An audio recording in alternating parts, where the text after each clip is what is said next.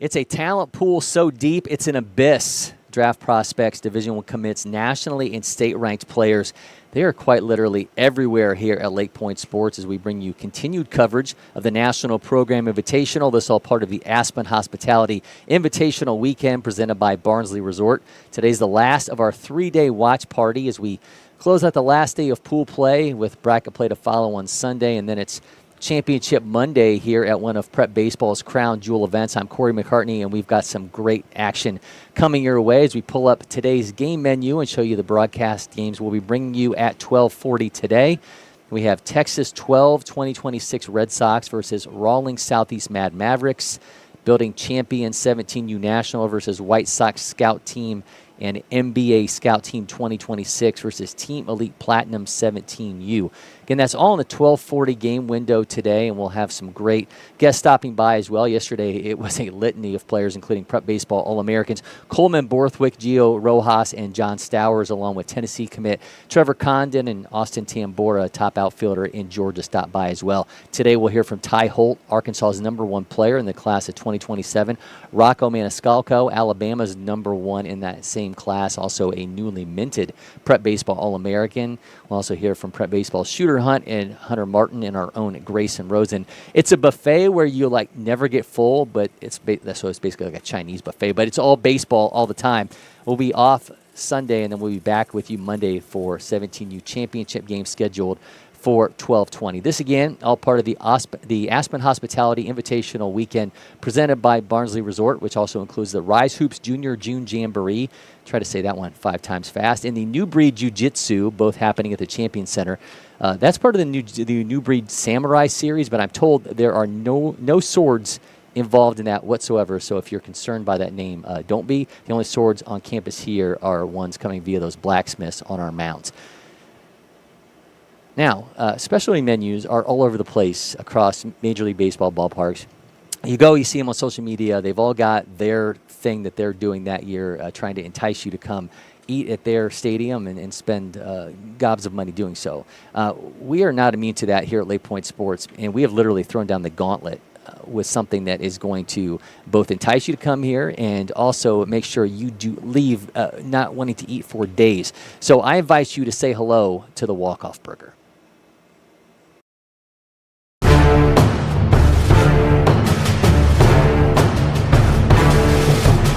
Today we're unveiling a limited time F&B item here at LakePoint Sports. It is a new signature burger called the Walk-Off. So it's not just a normal burger here. It's got 3 cheeseburger patties as well as a handful of shaved steak. That'll be joined with some bacon as well as 4 onion rings on top with a drizzle of hot honey as well as some barbecue sauce, and that is all on a toasted Hawaiian bun.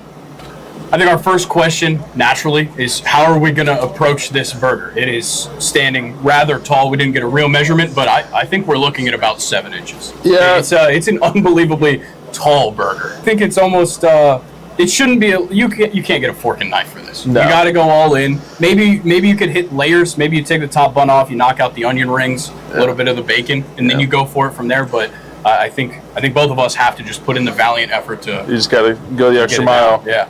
All right, ready? Yeah, let's dig in.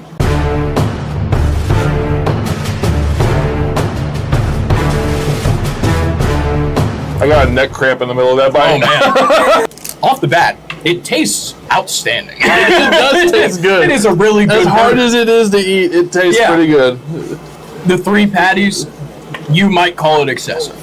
You might call 4 onion rings excessive. I don't know. I think it works well together somehow. It's a daunting challenge, but the onion rings are perfect. They're outstanding. The burgers are great. Cheese is very well melted. Yeah, I'm going for another one. And that's a serious bite right there. All right, well, everybody, all summer long, come and get the Walk-Off here at LakePoint Sports at either of our food and beverage stands.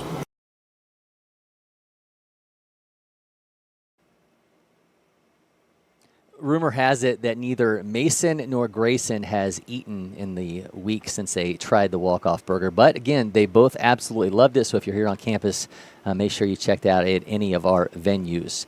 Now, in action here at MPI is Kennesaw State commit Tyler Van Sumeren playing for Carolina Prime. He is Georgia's 7th-ranked outfielder in the class of 2026. The Tift County star caught up with Grayson Rosen, who you just saw devouring that hamburger in this edition of Extra Bases. Today we're going extra bases with Kennesaw State commit Tyler Van Sumeren out of Tift County High School. He's the number 28 player in Georgia, the number 7 outfielder in the state of Georgia for the class of 2026. Tyler, how you doing today? Great, how are you? Doing good. Well, let's go ahead and get started. I don't want to waste your time here. You committed in the fall of 2022 to Kennesaw State. Yep. It's been quite a while. That's By the right. time you step foot on the new Mickey Dunn Stadium's field, you're going to be an Owl for 4 years. That's right. Yep. And you what was the initial pull to Kennesaw State, and what has kind of kept that commitment solid this whole time? As soon as I got on campus, Coach Code just made it feel like family. Just it being 3 hours away from my hometown, just it really felt like that was the place for me to be. I come in and I did an initial scout day there, and I had a bunch of the guys that are already playing there come up to me and make me feel really welcome. So Gotcha. That's what sold it for me, was the family aspect of it. Well, that's fantastic. And you got here to start your summer last week at State Games of Georgia, and the numbers were off the charts. You had a no-doubt home run, 99 exit velo. If you haven't seen it, go watch it. It's beautiful. But what have you been doing to get that power up? We've seen the strength and the power at the plate go up a lot over the last year. Yeah. What have you been doing to make that happen? The weight room, eating right, just getting in there every day. And sometimes it's tough. You don't want to go out there and do it, but even staying consistent, lifting here. We got a group of buddies that lift every single day back at home, so that's really what sold it for me. Fantastic. Well, let's start the lightning round. We'll get some lightning round questions here. What was the first ever baseball team you played on? Travel ball? Anything, even in rec ball. Dependable Paint Rec Ball, Tift, Georgia. Yep. Okay. And what's the best song on your playlist right now? The best song, I don't know. It's got to be something by Zach Top. Anything by Zach Top. I 100% agree with that. Yep. Who was your favorite athlete growing up? Christian Yelich. Christian Yelich. That's a different one. I like Yeah. that. All right, final question. I know you do a lot of hunting. Yeah. What is the biggest similarity between baseball and hunting? Got to be shooting ducks. Being on time, leading it, following them all the way through tough timber, shooting ducks for sure. All right. Well, you can catch him with Carolina Prime. You'll catch him with Tift County for his senior year in the spring. Then it's off to KSU for Tyler. Thank you today, man. Appreciate it.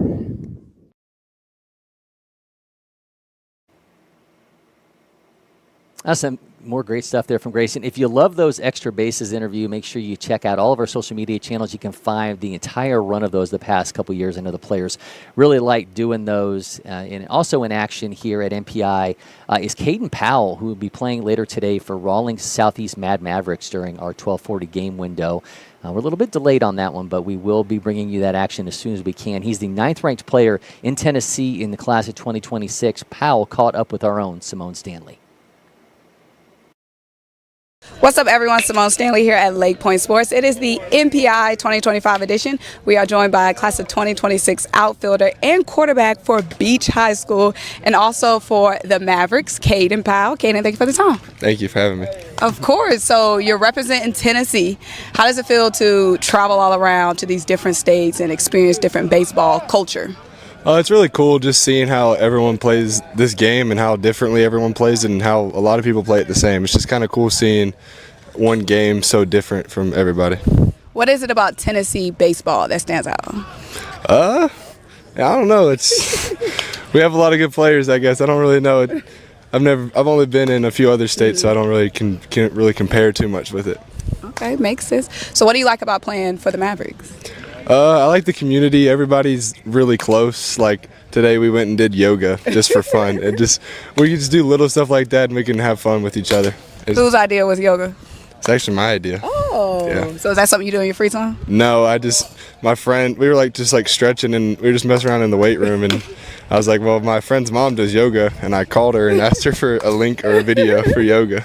So you also play football, and I've heard that doing ballet is good for football players, something about the mobility. Have you heard of that? I have heard of that. I think it was Who was the receiver? It was a receiver for like the Cowboys that did it. But yeah, I've never got into it. So you do play quarterback. What's it like balancing baseball and football?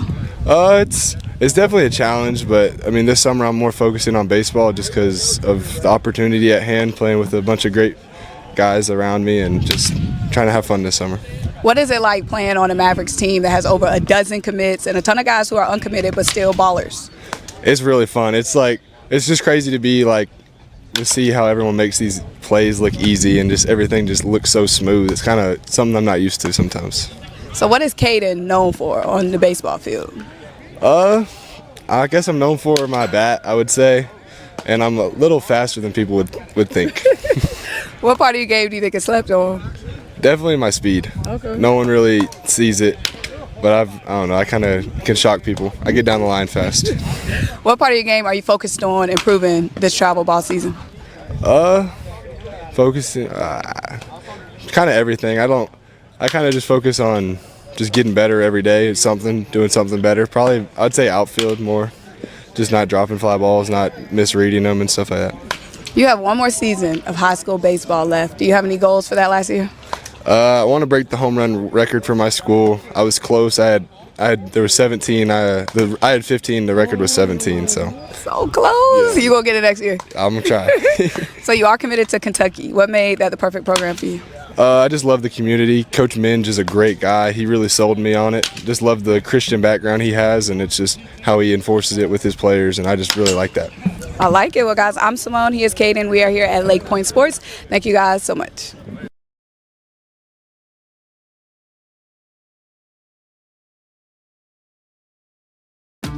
The Windscreen Factory, more than just windscreen. We're a full-service sports facility contractor.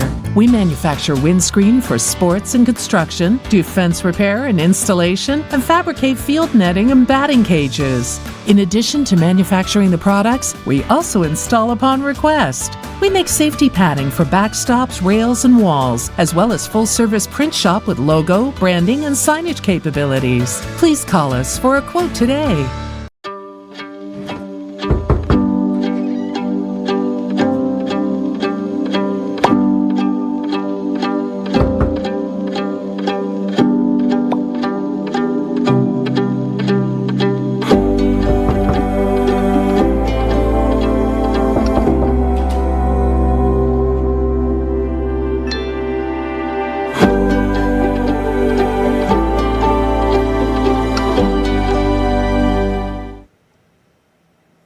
Welcome back to our MPI Watch Party in studio here with Ty Holt, the #1 player in Arkansas in the class of 2027 out of Greenwood. Ty, man, I appreciate you stopping by. Yeah, it's an honor to be here. Yeah, good to see you, man. Pull that microphone just a little bit closer to your face. It's actually bendable. There you go. There Sweet. We go. So tell me a little bit about the MPI experience so far. Was it what you expected, and how's the performance been on the field? Yeah, it's really what I've been expecting. Last year I came here, and it was about the same experience. It was really hot, raining. But it's been really good. The on-the-field performance has been pretty good. I would say there's a bunch of kids out here wanting to win and trying to impress all these college coaches out here. The 34th ranked catcher in the nation, 317 overall in the class. You got that pop time down to 184, catcher velo at 74. What's the strongest part of your game in terms of defensive catching? I would say just like controlling the runners on the base path. Just my vision of having that pregame, like what I do here, what I do there. If this happens, what am I going to do? Just like controlling the game, make sure like everybody's on their toes, don't like catch people lacking. I talked to John Stowers, an Auburn commit, as the #2 catcher in the nation in 2026 about this yesterday. I want to get your opinion. How much do you completely show them the arm strength and the throwdown? Do you hold back a little bit in hopes that they'll run and you can then show them what you really got? No, I like the throwdowns. I just like to show them that you better not run. If you run, it's your choice. So you set the parameter. You set that warning before. You don't want them to then run on you and say, "I'm going to show you what I got." Yeah, I don't like to. I just like to show them show my dominance then and there. Tell me about the summer and working with pitchers. A little bit different than the high school season when you get to really know guys and know what makes them tick and know what if you have to go out and kind of calm them down. The summer months, you don't get a ton of time working with these pitchers. How quickly can you learn a guy to know how to work with him in game? Just pregame. Just getting That's to all know it takes, them. just pregame? Well, pregame, and then like use that the moment in the game to get to know them, like start a relationship, see what they can do, see what pitches they are more comfortable with. Your brother Peyton, former Arkansas Razorback, was part of the MLB Draft League. This prep baseball is tied into with the Frederick Keys, now part of the Reds organization with the Daytona Tortugan single A affiliate. Tell me about his journey so far and what you've learned from him.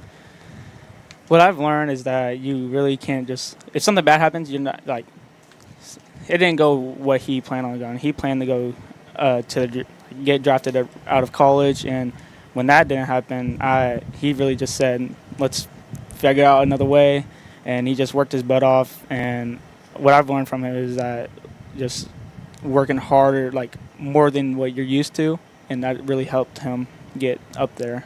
Yeah, I think when you go from Arkansas and you're playing at that level, you just kind of have this expectation that it's just all going to be one upward trajectory. Does it kind of make you kind of watch him and realize that, look, that work's got to go in every day because this path may not be as easy as you think it's going to be? Yes, no doubt.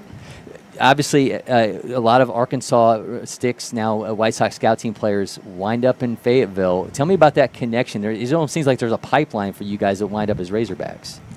The kids in Fayetteville really it's like there's no really bad players. Like everybody's really good, but they really they're not bad. Like they'll show you what Fayetteville is all about. So you also play basketball. Tell me how you feel like that time off from baseball helps you in terms of, because I know for some guys it can get burnt out, right? And if you spend the entire winter still working on baseball, it's like it never ends. But what does basketball mean to you in terms of just having some time away from baseball? Basketball is a sport where I can go be competitive and also have fun. It's like I don't have to worry as much, but it's still I'm competitive, so I like to use that as like I'm gonna have fun, but I'm also gonna show them that I can play basketball too. All right, I want to show this shot from your IG. This is you with a can of Pringles, and so I have to add, that's a barbecue can right there. I got to know from your vantage point, and there's later a shot of you also in this same run on Instagram of you eating the Pringles. What's the best flavor of Pringles? The barbecue. Barbecue is the best one? In my opinion, yes. In your opinion. All right, so I think I got salt and vinegar or sour cream and onion. I want to get producer Maddie in on this. Maddie, what's the best Pringles flavor? I'm going to come out of left field with this. I really love the plain ones because they're really salty and it's just great. But my second favorite is definitely the sour cream and onion. So the serving size is 15 chips. Were you aware? That's if you look in the back of it, it says 15 chips and there are 5 per container. How many times do you actually get 5 servings out of a can of Pringles? Like how many cans do I like? So you're only supposed to eat 15 at a time, which would mean 5 times you would eat 15 chips. Does it ever make it through 5 turns for you, or are you done with one can at once? Like in the day? Yeah. Yeah, I finished a can in the day. The whole thing in one. You're obviously the metabolism is a little bit higher being your age, but you're not supposed to eat that many at once. Oh. So I'll bring some breaking news here. So barbecue is the best flavor. What else? What else are you snacking on in game, between games? Like, what are those other things for you? Purple Skittles. Purple Skittles. But yeah. So it was purple as the can of Pringles. Is purple your color? Yeah. I mean, the purple Skittles are I think they're better than the regular ones. Like, they just have more flavor. more ingredients you can't pronounce on the back of it? Yeah. Okay. Tell me, being a catcher, I always love to know who guys look at the major league level. So when you've been developing your own game, who have you looked to say that's how you get it done? Yadier Molina. It's funny how many guys your age say that. I watched him when I was growing up. Okay. I was like, Dad, look at this, look at that. And then I got a chance to meet him last year when I went to Florida. And he was watching his son there, and he looked like a catcher.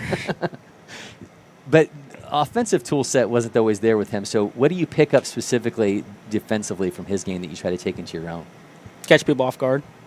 Like when they're slacking, when that 1 second of lack of effort, you just catch them like not being on their toes. 1 second they're hyped, they're in the game, and then 1 second when they're dozing off, that's when you catch them. Offensively, though, who have you looked at in terms of? It doesn't have to be a catcher, but who have you looked at offensively in terms of how they perform on the field? Offensively, I would say, just coming from me, of my progression on hitting, I would just say my brother. Okay. Yeah, that's the easy one. That's one you should say, right? Yeah, probably, because he really showed that, like, he's not like a big person. He's 5'9", but he really showed that he can still hit balls out of the park. And he was a great defensive player in college. When you were able to go watch him play for the Razorbacks, tell me about that atmosphere. And then I'm sure that's ultimately is where you want to wind up as well. The atmosphere is crazy. When it's packed and people are going crazy for anything that goes good for the Hogs, it's amazing. I bet it was amazing for him being the star of the team when he was making plays against Florida, Texas A&M, all of them. One real quick question before I get you out of here. The Future Games looms at the end of this summer. How much do you want that to be where things end for you in the summer of 25? I want that real bad. That's my goal, is to make it there. Well, obviously a talent we will be watching. Ty, man, thank you so much for stopping by. Thank you. You're welcome. We're going to take a quick break in studio. We'll be back with so much more from our MPI Watch.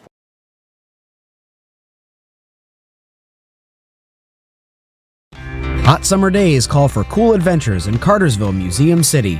Beat the heat indoors with jaw-dropping exhibits at Tellus Science Museum and the Savoy Automobile Museum. Hit the water at Terminus Wake Park, kayak the Etowah River, or head to Lake Allatoona for fishing, boating, and unbeatable lake days. When the sun sets, head downtown for live music, delicious eats, and local flavors. From family fun to date nights, summer memories start here. Plan your trip today at CartersvilleMuseumCity.com.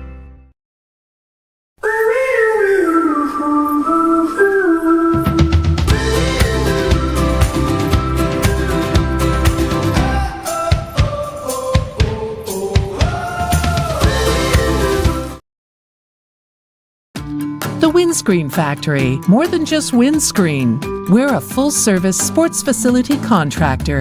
We manufacture windscreen for sports and construction, do fence repair and installation, and fabricate field netting and batting cages. In addition to manufacturing the products, we also install upon request. We make safety padding for backstops, rails, and walls, as well as full-service print shop with logo, branding, and signage capabilities. Please call us for a quote today.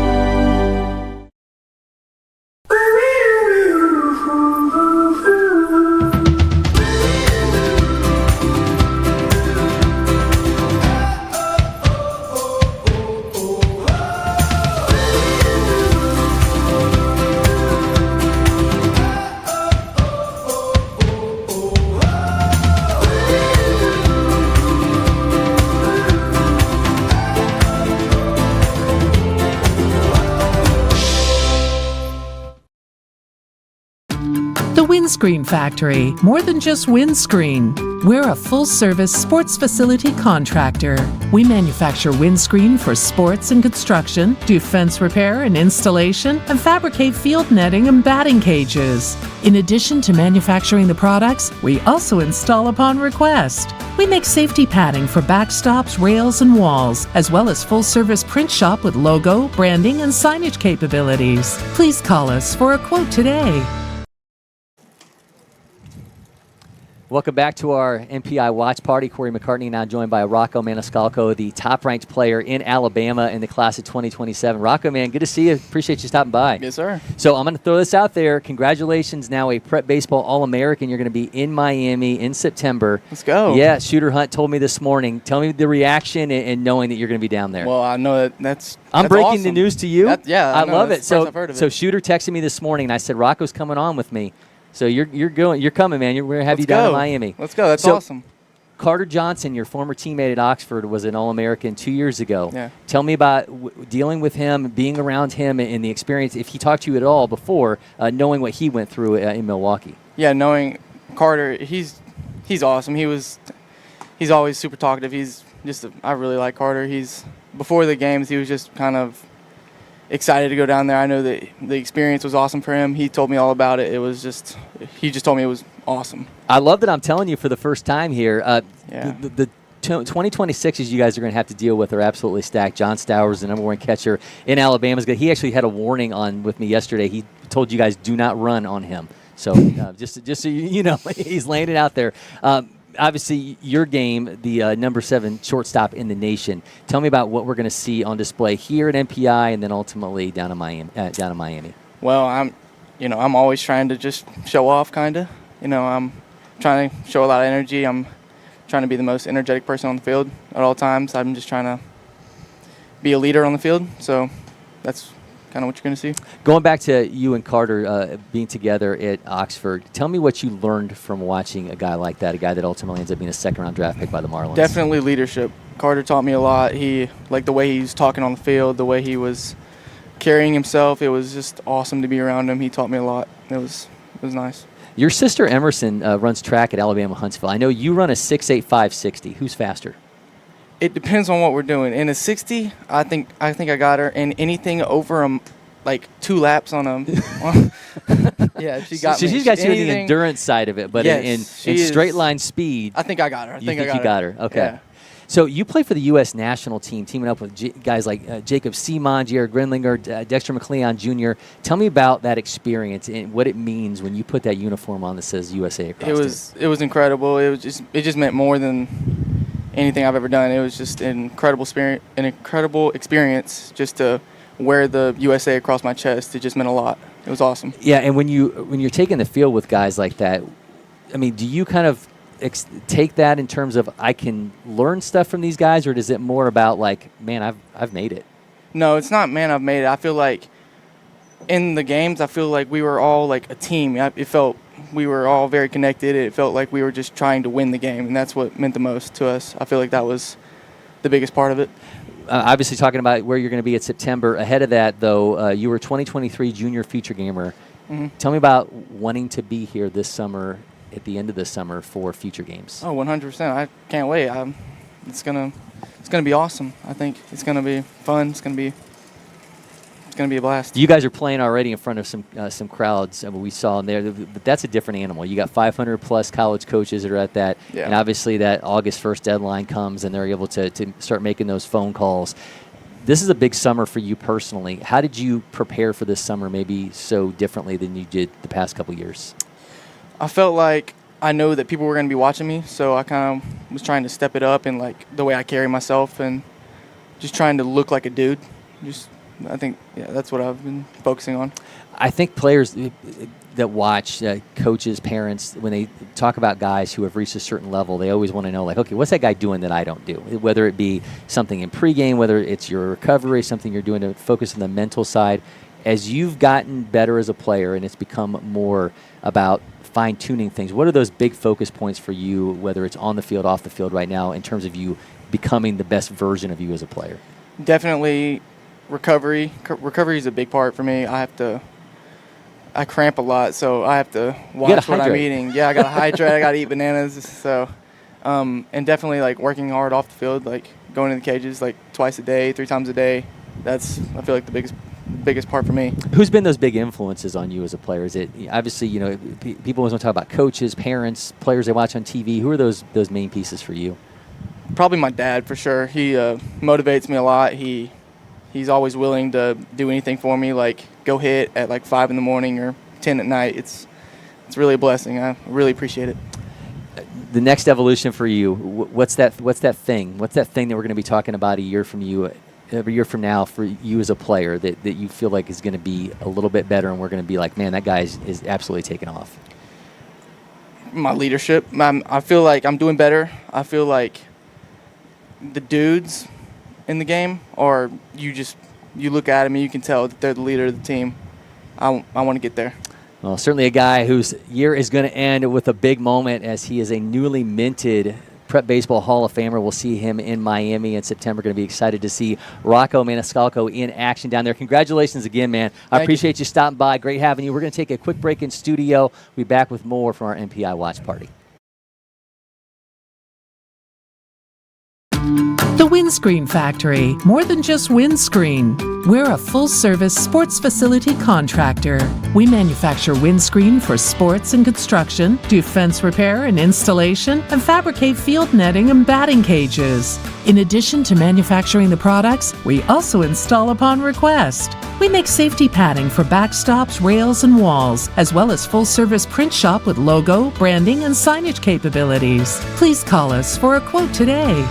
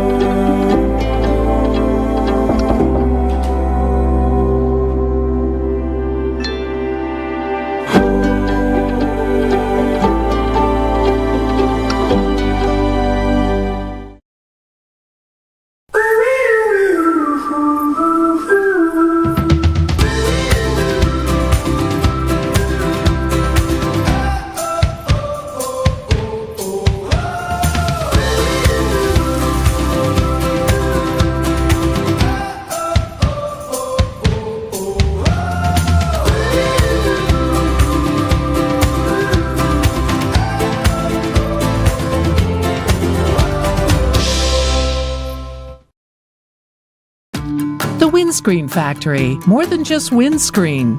We're a full-service sports facility contractor. We manufacture windscreen for sports and construction, do fence repair and installation, and fabricate field netting and batting cages. In addition to manufacturing the products, we also install upon request. We make safety padding for backstops, rails, and walls, as well as full-service print shop with logo, branding, and signage capabilities. Please call us for a quote today.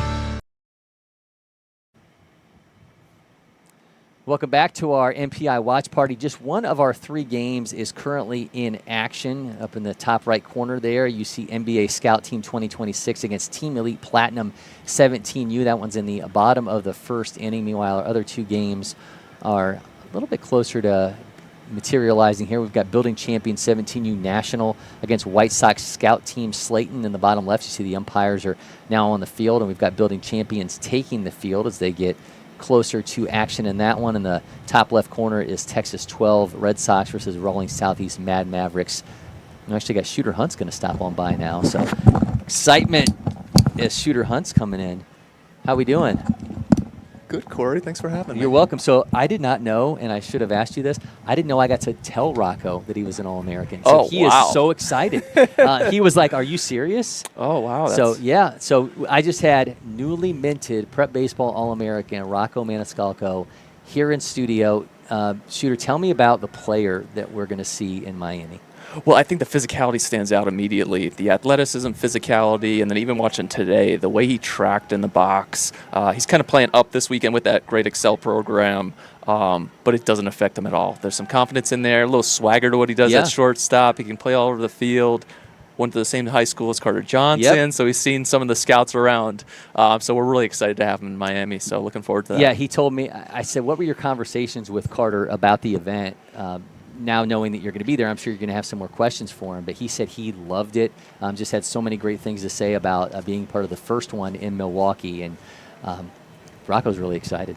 That's awesome. That's great to hear. Trying to lay the foundation for that 2027 class. And we'll be looking for guys all summer. It's a lot of stuff leading towards the future games, which I think this might be the best year in the history of the future games. You said that last year.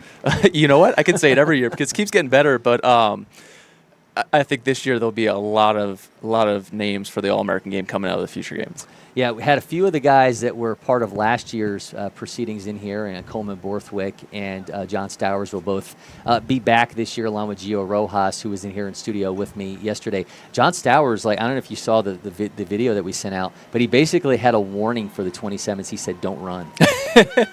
Well, I'd agree with him, and that's one of the big reasons for him why I think he is the best catcher in that class is he's so good behind the dish. The catch and throw, but especially the receive. And you talk about that ACES program where all those guys are throwing 94 to 97. They're bringing heat, and he is just sticking and stealing strikes. So any hitters going up against them, make sure you're ready to swing. To tell you how much preparation he puts into even an event like MPI where he may only catch a guy one time, before they were all on air with me, he was standing out there talking to Gio Rojas, who he may not even catch during this event, and was trying to figure out how he works just off the off chance that they end up being together. He just wants to know how they tick. It's so important to craft that relationship between the pitcher and catcher so that you can get that good understanding. Yep. And as a former pitcher, it was so important to me, have that good relationship, trust what that guy's going to put down, trust with runners on, he's going to be able to block and kind of protect you with the running game. So good on him, and a mature kid, and I swear, every time he steps on the plate, I think he's going to hit a home run. This is a daunting event for what you do because you think about, and this is just top players in each class. We have 5 of the top 11 players in the nation in 2026 here. You've got multiple guys in the classes of 2027 and 2028. How do you approach an event like this knowing you've got to see so many players in such a quick amount of time? I think there's a ton of planning that goes into it because it is so important. This is the best way to kick off the summer, whether you're a college coach, whether you're a professional scout, especially getting ready for 2026. The kids are fresh. They get out there before later in the summer. A lot of homework beforehand. Yeah. And some calls. We have a great staff of scouts who are here doing an incredible job. And it's... hey, I'm not missing anything because everybody's all over the field. We're constantly talking, hey, come back and see this. And the fact that it's 4 games or 4 days, you can wrap around and go see some hitters. You can kind of see the pitchers early, which is kind of the old saying, get those pitchers early, come back to get the hitters. And it's been really fun to follow and even see guys who are just popping up and going to have big summers. Right now in the top right corner, we've got NBA Scout Team taking on Team Elite, Prep Baseball All-American in that one, Brady Harris. I spent some time pregame with Brady. I feel like he's gotten even bigger than he was a year ago. Tell me specifically, guys, that you've had your eyes on. Obviously, we've got Jacob Lombard, Brady Harris, Gio Rojas, Keon Johnson, Coleman Borthwick. Those are all top 11 guys in the class of 2026. Who did you want to get eyes on again, and who were you excited to maybe see that you hadn't seen before? I think a guy like Harrison Polino, who threw for Easily Baseball early on, was a guy just catches my eye, moves really well down the mound. He's about 88 to 91, spinning at 3,000 plus with a slider, feel for a changeup. The starter profile, just to kind of, even beyond the velocity, which we've seen a ton of here, especially in the state of Florida, guys who can really move, chance to start, know how to pitch. Those are big things to come out. I think Tennessee is a state that really kind of has circled. Colin Bland, big physical back, kind of looks like Xavier Isaac if you can think back a few years.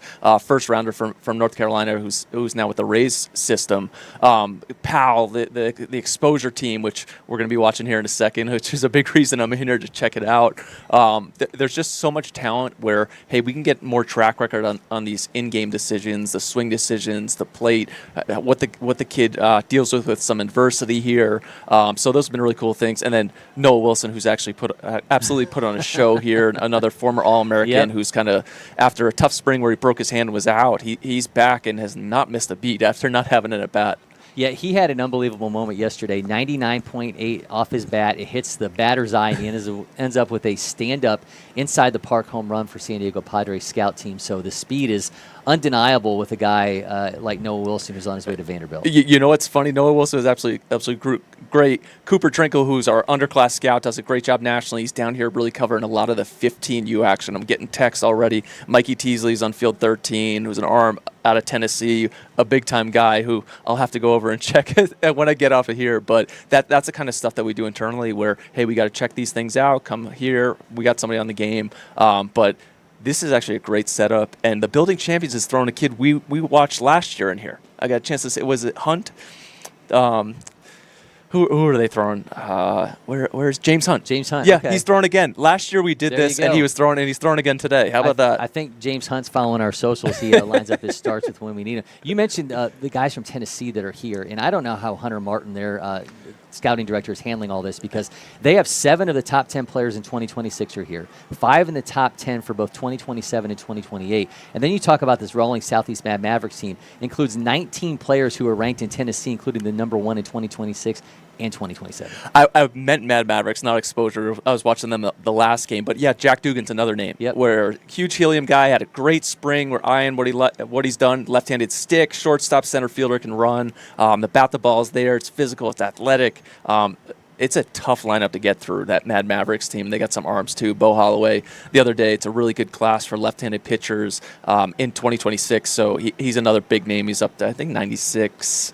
Pretty easily. I'd expect triple digits potentially this summer. One of the guys that we had on earlier in our watch parties in the class of 2027 was Jacob Seamon, the Sea Monster out of Metrolina Christian, playing for the South Charlotte Panthers. Number 1 ranked outfielder in North Carolina. He's 6th overall in the class of 2027. Did you get a look at Jacob, and what were the observations? You know, it was the cool thing, especially when we start young. He was a freshman last year. He's at this event, looks really good. The fact that he's made those adjustments and advancements, and you start seeing that upward trajectory of where he is and where he can get. He didn't just rest on what he did. That's outstanding. That's what I've loved about where he's at. There's the attention detail, the bat speed. He checks all the boxes right now, but more than anything, the fact that he's continued to get better is the most important thing for Jacob Seaman. Our action again underway between NBA Scout and Team Elite. That one is scoreless. Building Champions and White Sox Scout team in action in the bottom left corner. Still waiting for our third game to get underway, and that's Texas 12 2026 Red Sox versus Rawlings Southeast Mad Mavericks. Plenty of action across the last couple days. We've had so many guys pop in here and catch up with them during our watch party, and really interesting just to hear about guys' growth. Think about a guy like Gio Rojas, who we saw just absolutely deal down in Miami. I just don't know that there's a guy that seems to, everything comes so easy for Gio Rojas. And he's got that demeanor. The biggest thing watching, because he would have been a first-rounder this year, he would have been a first-rounder last year. And I've been saying for 2 years, this kid's been pitching for free for a couple of years there at Stoneman Douglas, Douglas, who might be some news coming out about them next week with regards to the prep baseball high school rankings. But he has graduated from where he's going out there trying to show his stuff, having fun to do it, to now, hey, I am that best guy, and I am going to show you, and I am going to dominate you. And that's what I love, just seeing his mound presence and just the confidence that he oozes out there and attacking guys, obviously, with an electric arm. Yeah, he had an absolute gem in the state semifinals as Stoneman Douglas went on to win a 5th straight state title, the first school in Florida history to win 5 straight state championships. He had 13 strikeouts, allowed just 1 hit and a shutout to propel them to the championship game. It's such an interesting situation for them, because he said it's not just we want to continue. It's an expectation for that team, and to be able to be the ace for that squad and carry yourself like he has. And I asked him how he deals with failure, and he says he just smiles it away. That's the way it looks too, Yeah. which is really important, especially as you move forward to the next level, whether it's college or professional. Being able to deal with that failure and bounce back, have that short memory is really important. But Fitz does a great job there at Stoneman Douglas, and I think even next year it's not about defending that title. It's about, hey, going out there to win something and continue to get better. We are again going to have Texas 12 against Rawlings Southeast Mad Mavericks here in action shortly. In the top left for you, Banks Addison, the number 1 player in Tennessee in 2027, is playing up with this Rawlings Mad Mavericks crew. You mentioned Jack Dugan earlier, the number 1 in 2026. When you look at a Banks Addison and a guy who is challenging himself and playing up like this, do you watch? I mean, obviously, during the high school season, he's going against older arms. He's going against older arms who are a higher pedigree in this kind of a situation. What do you look for specifically in how a younger guy playing up handles themselves in these sort of tournaments? I think a lot of it comes down like not getting out there being aggressive. And one thing about Banks Addison, that dude is not scared. And he showed that last year. The future games, he put on a show, which is a big reason for where he's at. And the fact that he goes out there and isn't timid, he doesn't dip his toe. He jumps right into the deep end. He's ready to swim. Doesn't care how cold the pool is.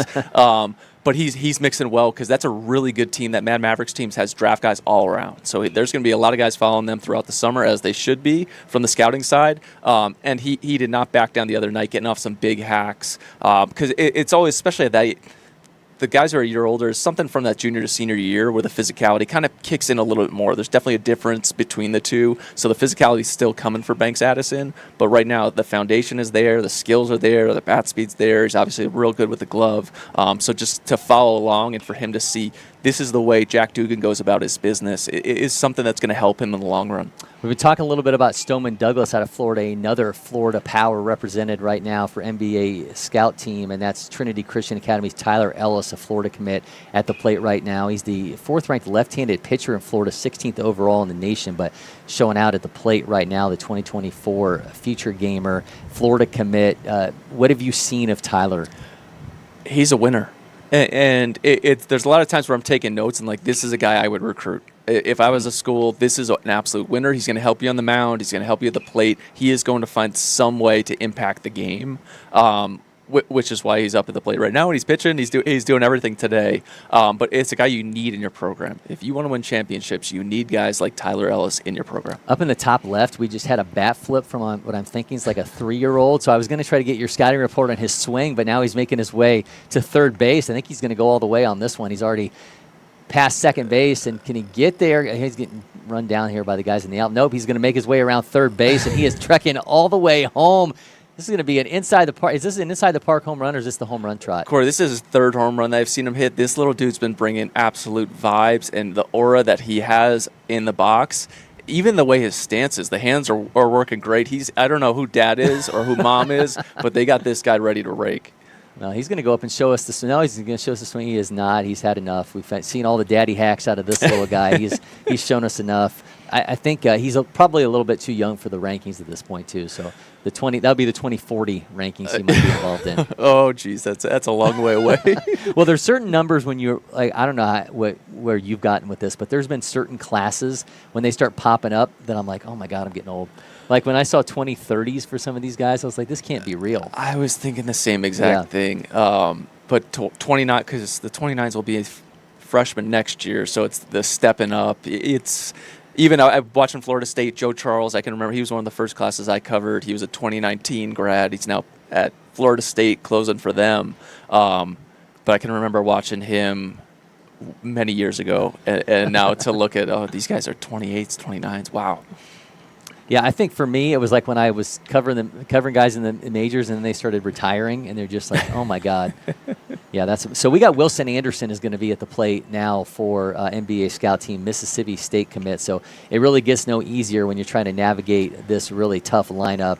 He's a 2021 junior feature gamer, 2nd-ranked right-handed pitcher in the nation. These guys love to go up and show that they're more than just pitchers. That was one of the things that Gio Rojas talked to me about, is like, I love to go up there and remind guys I can swing it.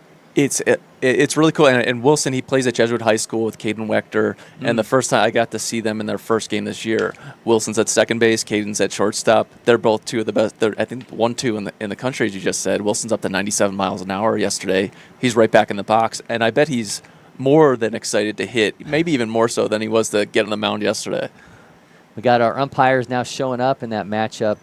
Our final one of the day in this window, Texas 12, 2026 Red Sox versus Rawlings Southeast Mad Mavericks. Be interested to see who Mad Mavericks are going to throw in this one, because they've got a ton of arms.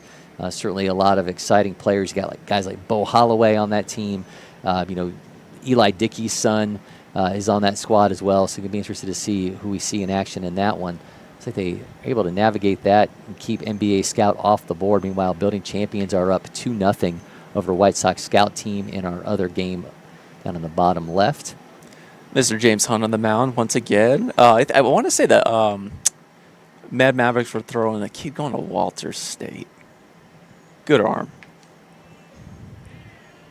Walter State, you say. All right, let me go through my extensive game notes here and see if we can figure out who. You're always very prepared, Cory. That's I can't say enough about the preparation that you bring, especially when we do our coffee and curveball stuff, and I'm all over the place. Hop on, and Cory's just going to carry us home. Well, I appreciate that. Well, Lane Sharp, I believe, is the Walter State commit on this squad. We'll see if Lane ends up being the right-hander that takes the mound for Rawlings Southeast in that one.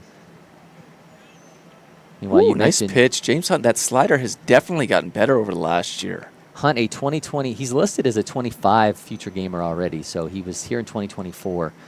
He's a 7th-ranked right-handed pitcher in Kansas, 25th overall in the class, Blue Valley West High School. Uh-oh, that ball got put touched. in play at 90.7. Where did it went? I was going to say nobody's going to know because we didn't see the camera cut over. But he's going to be standing at second base with a 1-out double. All right, meanwhile, we're going to have NBA scout team now on the defensive side of things, and they're going to go with Finley Pratt on the mound. Pratt, James Island Charter. He's the 5th-ranked first baseman in the state. Actually, I'm sorry, that's Team Elite's batter. I'm looking at it backwards. They got Ellis is on the mound. We just saw Ellis. We were talking about Ellis. He's on the mound. He's 88.2 on that one. Just competes. He had a long year for those guys at Trinity Christian. Then a really nice year. They're returning a lot next year as well. When a guy's had that kind of long playoff run like that, and then they're approaching the rigors of summer and some really tough lineups that they have to get through, do you look at them differently, or do your expectations change? I think numbers-wise, especially like the velocity, it's not a huge concern to me. Okay. Right? They're coming in. I know this guy's throwing 60, 70 innings. You got a Texas kid who's coming throwing 80 innings. There's kid Bryce Krennic, lefty for 12, who I'm sure will throw this week. Threw a ton of innings, had a great year. I understand that he will get back to that. He's still a kid. It's hot. They come out here, which also, when guys don't do that, when Gio Rojas hops out there and gives 97, it's, hey, this is really impressive. When Denton Lord hops on the mound and is up to 97, this is really impressive. I know what these guys just went through. But just to see them move, how are they crafting? How do they compete? How do they get hit in the face and respond? I think that's one of the cool things about this event is that you get to see some of that. It's immediate. There's no cupcakes here. There's no cupcake city. You hop on the mound. The hitter on the other team's going to be good. You got to be ready to go. Well, James Hunt right now has got a pretty good hitter he's dealing with in that White Sox scout team. That's Sean Cover. So Sean was a future gamer in 2024 and 2023. He was a junior future gamer in 2022 and 2021. He's a Southern Miss commit. I threw this out there yesterday, and I'm afraid I'm going to get some cease and desist from the Southern Miss coaching staff.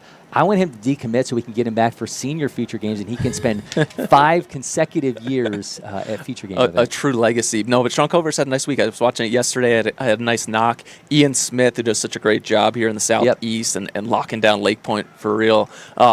He was locked in. Cover's like, this Cover kid's he's really doing a nice job. He pops up there, but it's been a really nice first couple days for Sean Cover. We are, again, getting a look at Lane Sharp on the mound for Rawlings Southeast Mavericks. For Rawlings Southeast. And he's going to be facing off against Steele. That's a great name, Steele. Leading things off for Texas 12, and that would be Ryan Steele. Yeah, Victoria sounds like East. Either a soap opera character or an action hero. No, really good program there, the 12 program there in the Houston area. I always like watching them play. They always do it the right way. Good-looking uniforms, too. Texas A&M vibes to them. They definitely have some Texas A&M vibes there. That 12's there for a reason. So, again, this is a stacked Rawlings Southeast Mavericks team. I mentioned the number of players who ranked in the state there. 22 in all, 19 in Tennessee. They have 12 players on this team who are future gamers or junior future gamers, 13 Division I commits. I almost wonder, how do you find enough opportunities to keep guys happy on some of these teams?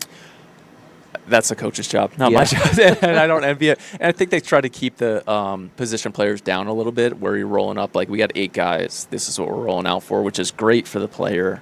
But to, I guess, have 2 catchers there, kind of shift guys in, they've all done a really good job with that this week, so that all the hitters get a chance to get multiple at-bats. I'm going to talk to Hunter Martin about this guy specifically a little later, because I know this was someone he really liked last summer. I got to see at the feature games with Bo Holloway, who's now a Vanderbilt commit on this squad as well. That's just an absolutely special arm in the state of Tennessee. For sure. As Ellis gets a nice swing and miss there, again, competing in the zone. But Bo Holloway, a lot of unteachable stuff. Last year at the Future Games, you're seeing a unicorn fastball, much of the same 2 nights ago when it was almost entirely fastball ridden. He was kind of banged up a little bit throughout the spring, up and down, got a late start, got shut down. But it's another guy where he's probably going to be hitting triple digits in 4 weeks from now. It's something we're going to see because it's just one of those guys who moves well. It's kind of funky if you're facing a head-on behind the plate. You go out to the side, he moves really well. The arm works, gets crazy extension. I think as the secondary ticks up, that's kind of going to dictate just how high he can ride himself with regards to the left-handed pitchers.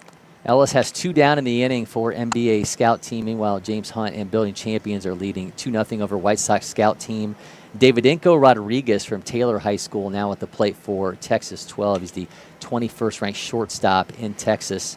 He's got an 0-2 count now against Sharp. Okay, battling up there. Nice loose squares. Yeah, unfortunately, I'm not sure why our camera is not cutting on field 9, which is in the top left, so we're losing some of the ability to see the break on the pitches from this vantage point, unfortunately. James Hunt Sharp. punching, going up top. I really like the way that arms work. Sounds like he's going to be at the senior future games already. Schools are going to be very much on top of that because that's a starter profile, and that's a guy who I think could really do well within a program. Yeah, Building Champion just seems to be a pipeline for guys that wind up here playing in the future games. Interesting to know from your vantage point, when you talk to the state directors, how much those kind of flagship programs in a state help kind of them build out those rosters. Well, and I think just Building Champions in general, they do such a great job with their attention to detail. They have really good coaches, so they go out there, they teach the kids how to play, but also how to handle themselves. So you know when you're rolling up on a Building Champions game, they're going to play hard. It's going to be nonstop. If they're up, they're down. You know each kid's going to give it his all, and each arm, usually in the area, that Mocan area, you got square shoulders, 6'3", 6'4" kids who are going to continue to pop as they get into college. Yeah, those Building Champions teams felt like they were fixtures last year during our national championship runs. They were absolutely everywhere. Still scoreless in that NBA Scout Team Elite matchup.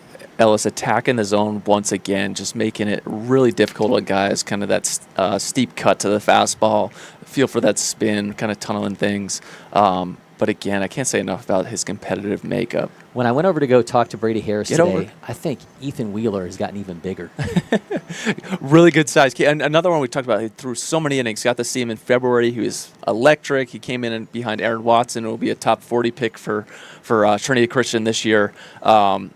And there's just so many innings so far. So he's going to go on the circuit, that summer circuit, where he's kind of limited. I think he'll start tomorrow most likely. But he's another guy who swings it. Left-handed hitter, does not get cheated. I was talking to him down there at IMG for our preseason classic. And he said, I'm not up there to hit singles. I'm up there to do some damage. I hate having kind of leading the conversation in this direction because obviously these are kind of unicorn guys, but I think there's a lot of pitchers out there when you see guys like Otani and Jack Caglione that can have the success that they have. I think they're getting more opportunities to hit maybe than they were in the With past. that about it, just keeps you in the game more, keeps you staying as an athlete versus becoming the PO where you're doing your mound work and everything becomes so fine-tuned that the adjustability kind of gets lost. There was something that happened to me going from 2A to just PO is losing your athleticism happens in a hurry. I remember having conversations with Alex Wood when he first arrived in Atlanta, and they wanted him to bunt, and he was like, obviously at that point pitchers were still hitting, and he said, I haven't swung a bat in 5 years, and now they want me to go up there and start in bunt against guys who were throwing 90 plus. Yeah, that's a hard pass right there.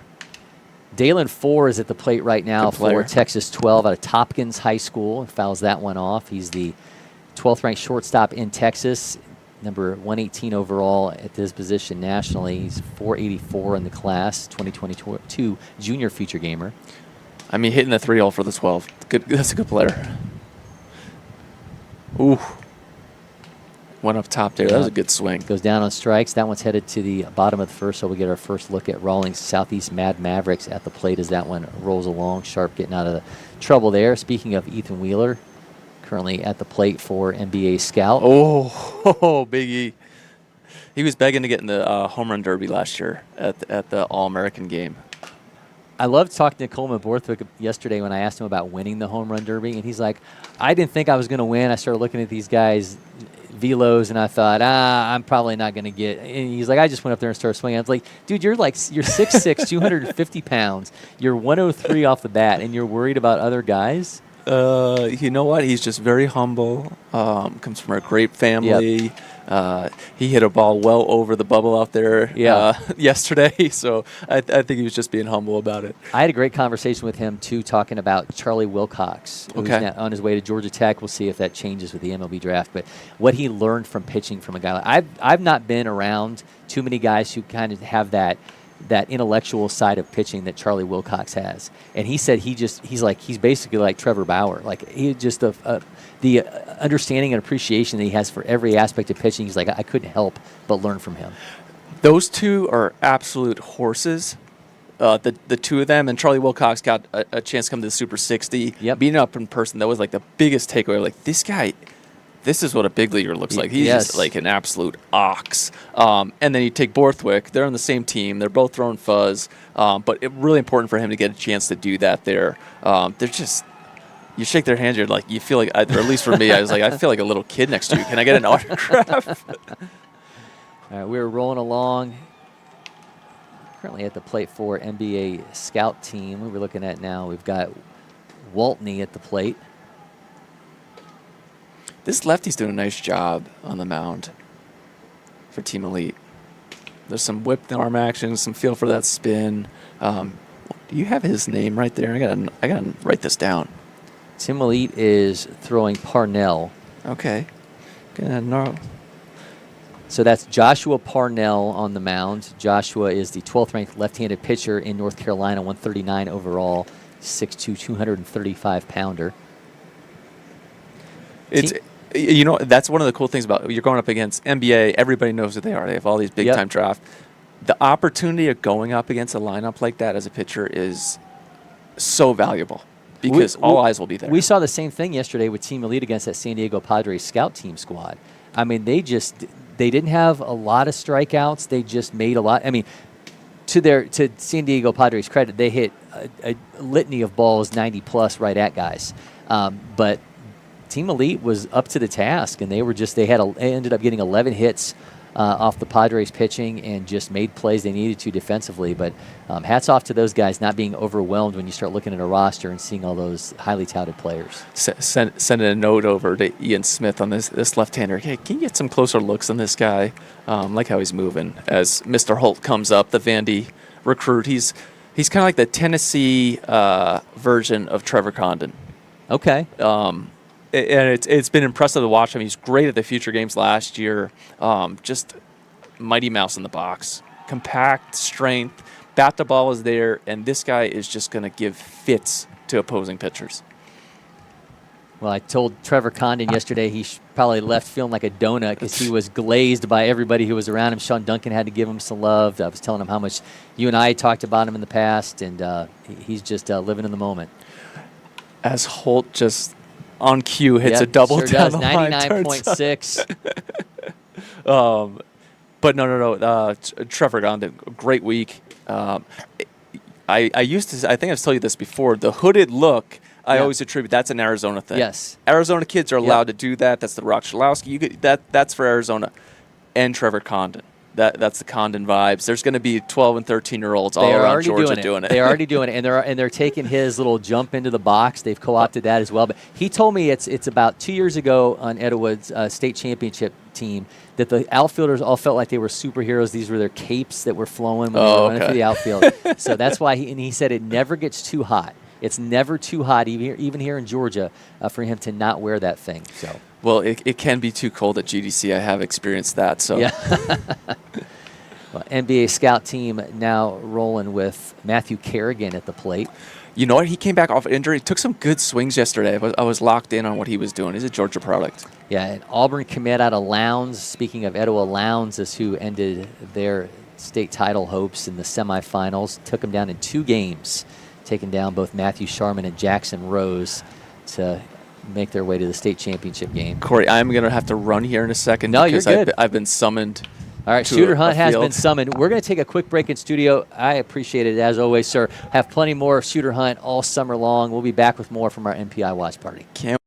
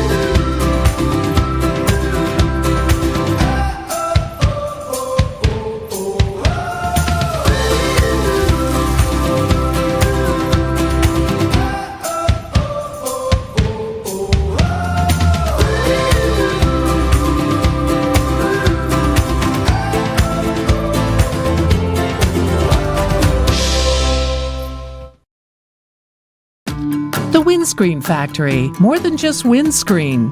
We're a full-service sports facility contractor.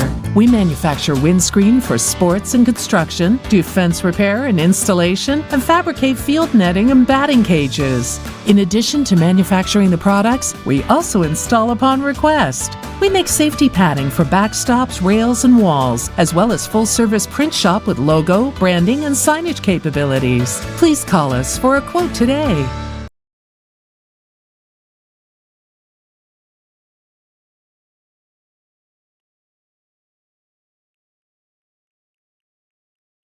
Welcome back. There we are. Cory, McCartney, Grayson, Rosen with you. Shooter Hunt has exited, and our 2025 MPI watch party continues. 3 games going on right now. Texas 12 against Rawlings Southeast Mavericks up in the top left.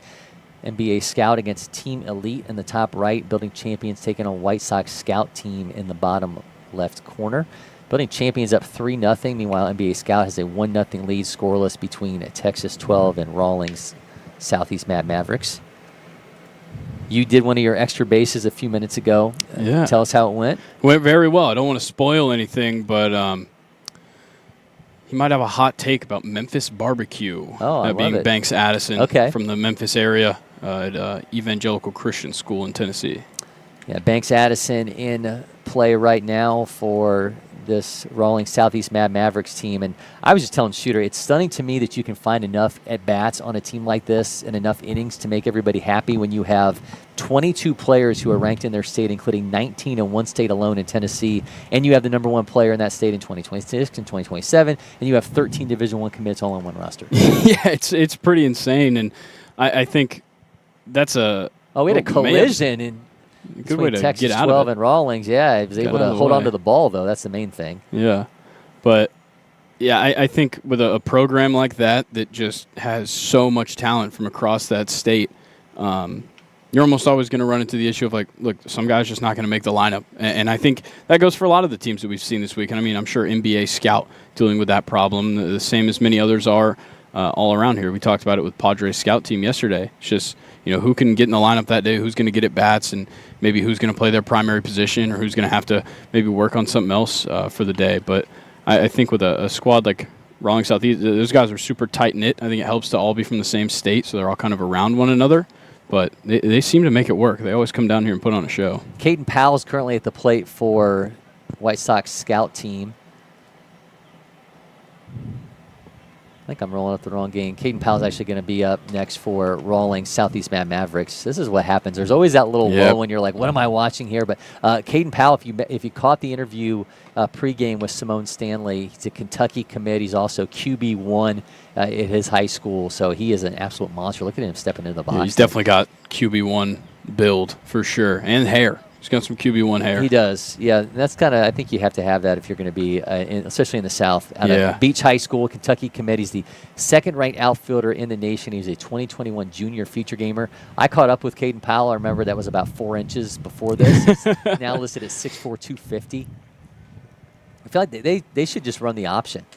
If you got a guy who's 6'4", 250, and he ropes that one, 99.5 off his bat. Caden Powell's going to show off the legs. He runs a 6'9", 60, and he is heading into second base. Is he going to hold there? He will, in fact, with an RBI double. Strong celebration there from Caden Powell. Wow. Caden Powell living in the moment there, and he's got the 1-0 lead for Rawlings Southeast Mavericks. 99.5 and just immediately hit the gas. Yeah, he roped that thing. Now he is going to see who. So, unfortunately, Rawlings Southeast Mavericks did not turn in numbers on the roster ahead of this. So, we are actually relying on the scoreboard operators to let us know who's at the plate for them. It's going to be real scary when we get late in this game. There's some substitutions that we're not anticipating. Jack Beck is at the plate now at a Columbia Central High School, 8th-ranked shortstop in Tennessee, 40th overall in the class of 2026. He's got Powell at second base and a 1-0 lead and 0-1 count, 2 down in the inning. Oh, it hit off the knob of his bat. Either hit off his hand or hit off the knob. He pulled back like it hit his wrist. Yeah, he sure did. I think we just got a foul ball call behind the plate. A tough moment for Beck regardless, because you know that didn't feel very well. He's going to take his time, but I don't think they're going to give him the hit by pitch. So up in the top right, you've got NBA scout team, and amongst the players on the field for them is Brady Harris, and he is our Barnsley Resort Player Spotlight, Florida's second-ranked player in 2026 out of National Power Trinity Christian Academy. Harris is ranked 4th in the country. He's posting 103.3 exit velos, running a 6.59 in the 60s, a Gators commit, and an absolute name to know this summer and leading into next year's MLB draft. We'll again seeing Harris and company in action right now against Team Elite. I caught up with him pregame and just stunned by how much composure this guy has. He had a great video last summer that we talked about where he had the opportunity on video to ask Mike Trout a question. Oh, wow. And he asked him about how you handle pressure. And he's really taken the advice of the future Hall of Famer to heart and basically saying there is no pressure. It's just each time you go out and try to play the same game you've played your entire life. And those words have certainly served Mike Trout well, and we'll see if that continues for Brady Harris. I love Mike Trout. He's the best. He's awesome. Especially if you're an Eagles fan, now that you've that's had for him sure. writing the score from the Super Bowl on the barrel of his bat. Now apparently that's being made into a baseball card by Topps. I'm not surprised. Yeah. No one has done a better job of taking a sharp right turn than Topps and their ability to take all this game-used merchandise and put them into cards. And they've created an entirely new version and vision of their industry that just wasn't. I mean, baseball cards were dying, and I know during COVID people kind of got back onto it. But then the way that Topps just pivoted and said, let's start using all this game merchandise and make stuff out of it. Man, it's been unbelievable, the industry that they've helped revolutionize. Yeah, and I mean, relic cards and things of that nature have been a thing for quite some time now. We've gotten pieces of the bat or jersey patches and whatnot, but when we're going for like one-of-ones, like what they're doing with the award winners from last year. Yeah. So like Shohei Ohtani had that gold MLB logo, and that's going to be a one-of-one card that you can find. I mean, that's going to be unbelievably valuable. Well, okay, so I'm glad you kind of brought that up because so there's two ways to look at that, right? You can either say, okay, this guy threw a perfect game, this guy did this, and this is a piece of game-used memorabilia from that specific game. Or there's this stunt that was pulled when the guy wears this one thing. Yeah. And we're going to cut this up. It's interesting. Are you a fan of the kind of stunt stuff that they're going to end up using to make these I cards think with? Part of it for me is that it's kind of the same thing. Like if you were to get a piece of a jersey patch from like a team that just won the World Series and they wear the gold, like the gold lining jerseys, it's the same thing, but it's for, I think it was just the opening series of the season for the 2 MVPs and the 2 Rookie of the Years, I think, from last year. Yes. And so I don't have a problem with that because to me it's the same thing as if they had won the World Series last year, they wear those jerseys and maybe you get that same idea. It'd be a little bit different if they were just like, Aaron Judge, like, have this piece on your bat, like engraved, and then we're going to put it in a baseball card the next day. So WWE did that. During WrestleMania, they actually had all the guys wear these little patches on their ring attire, and then they took those patches and put them on cards. That feels like disingenuous. Yeah, that seems gimmicky. Yeah, that's disingenuous. Well, there's no industry that's more gimmicky. That is a great point. Yeah. 3-0 is 1 now. Is the lead for building champions James Hunt, who Shooter Hunt fell in love with on air. Sent a note to the scouting director there. Really interesting player to watch out of Kansas. Continues on the mound for building champions. Meanwhile, Rawlings Southeast Mavericks have that 1-0 lead off the bat of Caden Powell. NBA scout team leading 1-0 over Team Elite. Shooter and I talked about Team Elite, and then yesterday their performance against San Diego Padres scout team. They weren't scared, and clearly another Team Elite squad not scared of facing another really tough lineup here in NBA scout. These guys something to prove, and surely not backing down against these star-studded lineups. Yeah, and I mean, if you're any of these teams really, and you're coming up against a squad that, at least for us and on the outside, it looks so scary, honestly, to see the lineup when you're about to start and if you're the starting pitcher. But I think for the most part, coming into an event like this, you're going to play the best of the best. And if you don't come into it with the mentality of, I don't care who's on the other side, it's about the game we play, it doesn't matter who's on that field. It's a matter of who was better on that field that day. And I think, it it just comes down to who plays better baseball. And if you're not going to play with pressure, kind of like what we talked about with Brady Harris and Mike Trout, there is no pressure if you don't make it. There is no pressure if you don't give it to yourself. So Reggie Brown from McKeitron pops that one into – no, it's going to be into the glove of the shortstop. I think it was going to drop into shallow left for a base hit. It is. Yep, Reggie Brown's got himself a base hit. So 2 aboard now for Team Elite in that one, and they are facing a really tough arm on the mound for NBA scout right now in Tyler Ellis, Florida commit out of that powerhouse Trinity Christian Academy, and they are certainly holding their own and trying to make some noise here, even this game up. They got 2 down, though, in the bottom of the third. I mentioned that San Diego Padres scout team, and again, a really star-studded roster. And we were able to have Lexi Bowden run around and doing some additional reporting for us the last couple days. If you tuned into yesterday's watch party, you saw that team in action.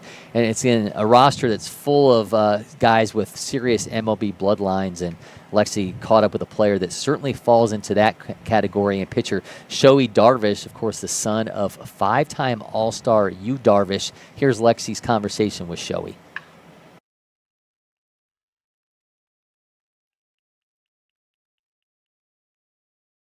Hey guys, I'm here with Shohei Darvish, who is a pitcher on the San Diego Padres scout team and also the son of MLB pitcher Yu Darvish. I want to ask first about your outing last night with your team. You pitched 1 1/3 scoreless innings in relief. What was working for you? Yes, I just focus on location rather than velo, so I was able to locate my fastball, and my slider was working that day, so I was throwing a lot. I started for strikes, and I got a few swing and misses, so the slider helped a lot yesterday.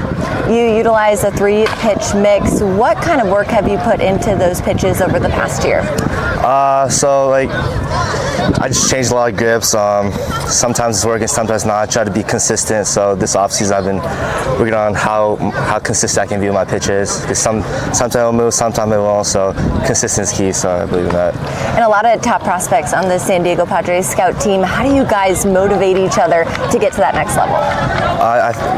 We all know that we're like talented. So just being around talented guys definitely help us, motivate us. We want to be better than the guy next to us. So definitely helps. I want to kind of dive into your background now. Obviously, your dad is very well known in Major League Baseball. Do you remember the first moment that you really thought about playing the sport, or when you picked up a baseball? It's probably when I was 7.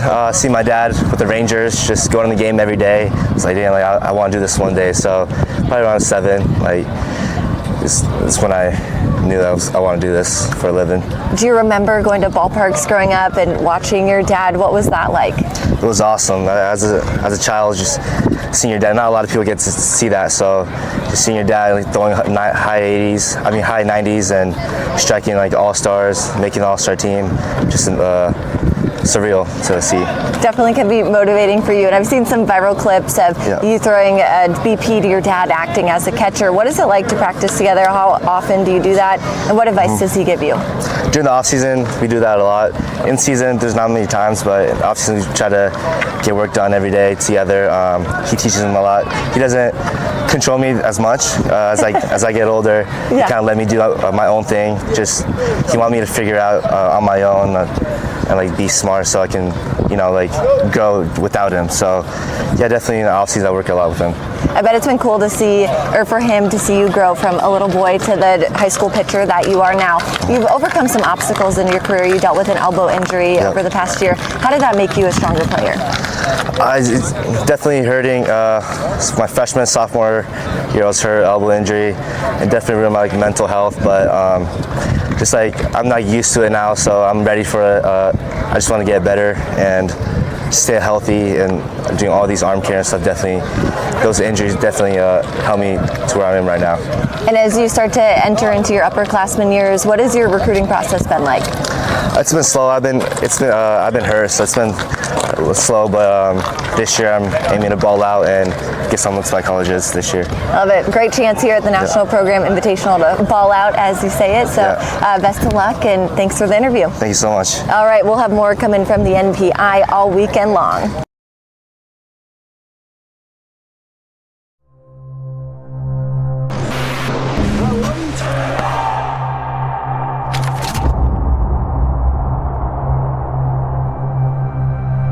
We're here at LakePoint Sports, the site of the first Curve Test Center.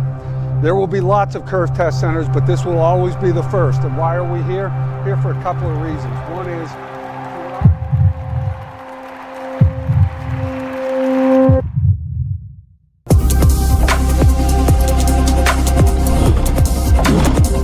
if you think about the effort players are spending trying to get coaches to notice them, the effort coaches are spending trying to figure out who's actually any good, the poor parents who are sitting there saying, where's my kid headed? This is the answer for all that.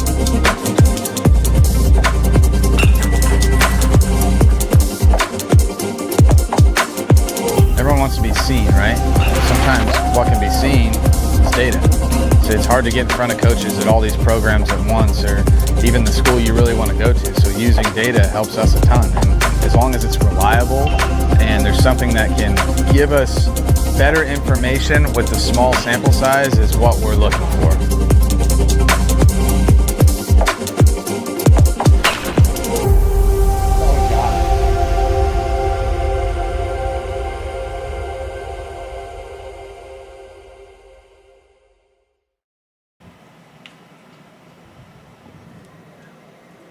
Curve Test Centers is redefining player and performance data when it comes to evaluation and recruiting. Test your athletic, cognitive, and baseball skills with TrackMan, Proteus, and more. Visit at the Bubble or sign up now at curvetestcenter.com. Don't miss this chance to level up your game. We are back here in studio. Cory, McCartney, Grayson, Rosen with you. Our MPI watch party rolls along. NBA scout team with a 1-0 lead over Team Elite. Building champions up 3-2 over White Sox scout team. Rawlings Southeast has a 1-0 lead over Texas 12. Runner taken off. The throw home is not in time. Safe at second as well. Wow, insult to injury there for Rawlings Southeast as Texas 12 able to notch a 1-1 lead in that one. Yeah, they called him at safe at second. Could not get the play at home, so now we're all evened up in that one. I'm really surprised they didn't get the tag down there at second base, but I mean, he looked like he had him by a mile. The plate right now for Texas 12 is Clayton Crosby out of Cy-Fair High School in Texas, 19th ranked outfielder in the state, 133 overall. Fouls that one back, counts now 2-1.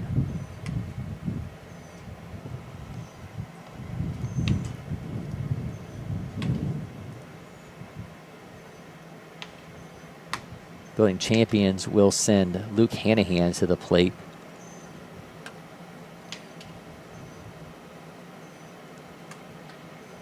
No, that'll be next inning. Looks like we've got James Hunt back on the mound for Buildings champions. Currently at the plate for NBA scout. Get a look here at Kennedy. Let's see, Lucas Kennedy, a Clemson commit, Lincoln High School in Florida.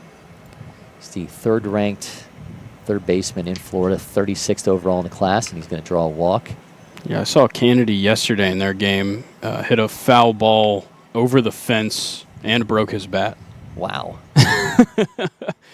And unfortunately, it's just kind of the way it goes. I believe he went down on strikes in that at bat, but can't always win. He used all of his home run right there, and then he had to switch bats. Trinity Christian is making up a lot of this NBA scout team roster. And they now have Christopher Riali, the 12th ranked right-handed pitcher in Florida, stepping up to the plate. He's 115 overall at the position, was a feature gamer last year, 6 foot, 191 pounder.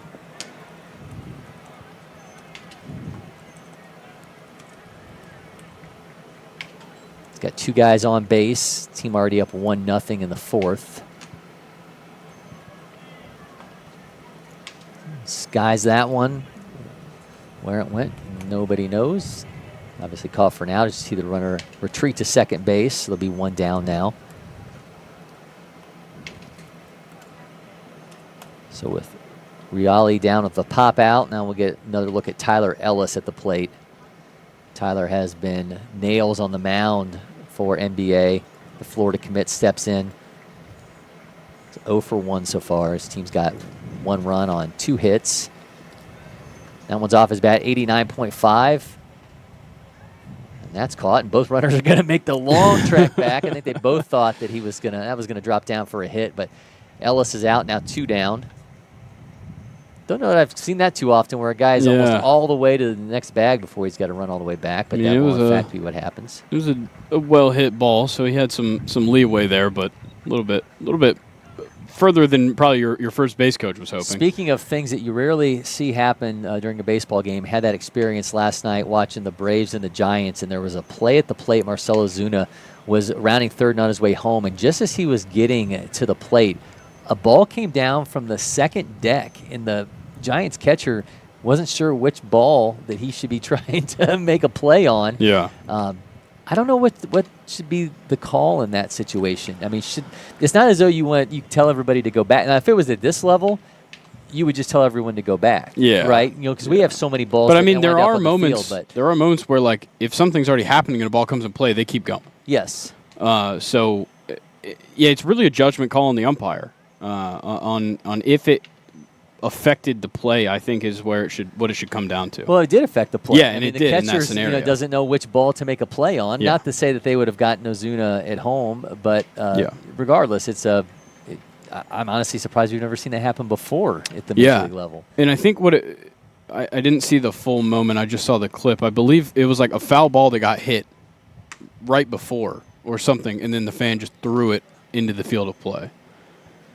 I'm just surprised that's never happened before. I mean, you think that would be something that would have popped up at some point or another. Yeah, I mean, the only times you see players or fans throwing the ball back is on like a home run. The opposing fan or whatever catches the home run ball, he throws it back, but it's simply while the guy's trotting the bases. Yeah.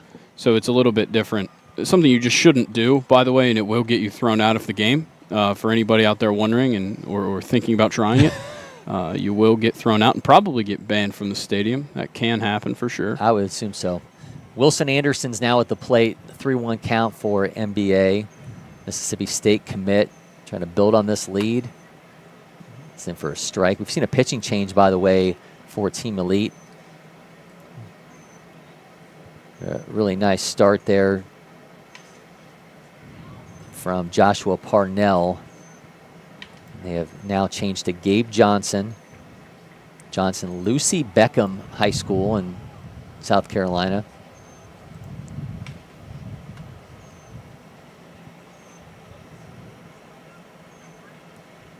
Got a 3-2 count.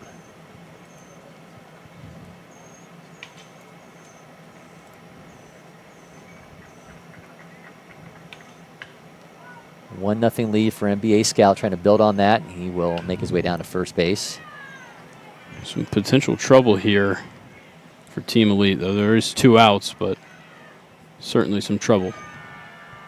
Lucy Beckham's not related to David Beckham, correct? No. Or Gordon Beckham? Maybe Gordon. Maybe Gordon. I don't know as much about the Gordon Beckham family. Now we'll see Ethan Wheeler with the bases loaded, and good luck as you now got to face a Florida commit baseball All-American. And also a Trinity Christian Academy student. Yep. Guy who could make a lot of noise here with the bases loaded and try to build on this lead for NBA Scout. How is he batting second to last in this order? It's almost insane. Obviously, there's a star-studded cast and batting ahead of him in the lineup as well, but, I mean, it's just crazy to see that on any team. An All-American, second to last in the order.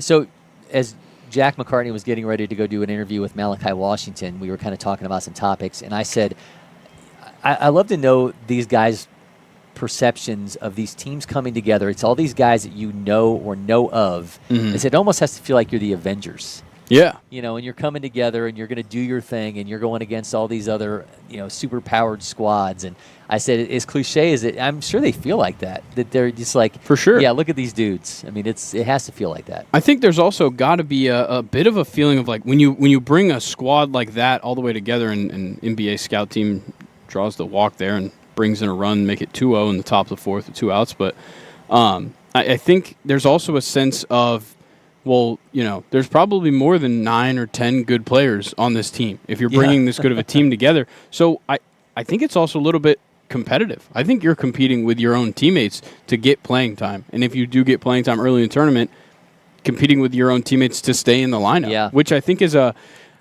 it's certainly, I don't think, a bad thing, but it could make things a little bit tougher on anybody, because there is that pressure of being like, well, if I don't play well today, there is somebody sitting right there behind me that is ready to take my job. Yeah, I mean, they say iron sharpens iron, but at some point when you're a guy who's trying to use this summer, and specifically for those 2027s who are trying to get recruited come August 1st, and those 2026s who may not have that commitment next to your name, that's tough to take. Yeah, it is, for sure. Yeah, it's almost like if you were the parent or you were the player in this situation, would you rather go to a team in which you know you're going to play a ton, or would you rather go somewhere where you're going to be competing against the best of the best to get those ABs? I think it's a tough choice that it's almost crazy to say that you have to make that at the high school level, because this used to be a conversation in like college football and college athletics of like, do I go to the best team because they're the best team, or do I go to the team where I'm going to get my best chance to play?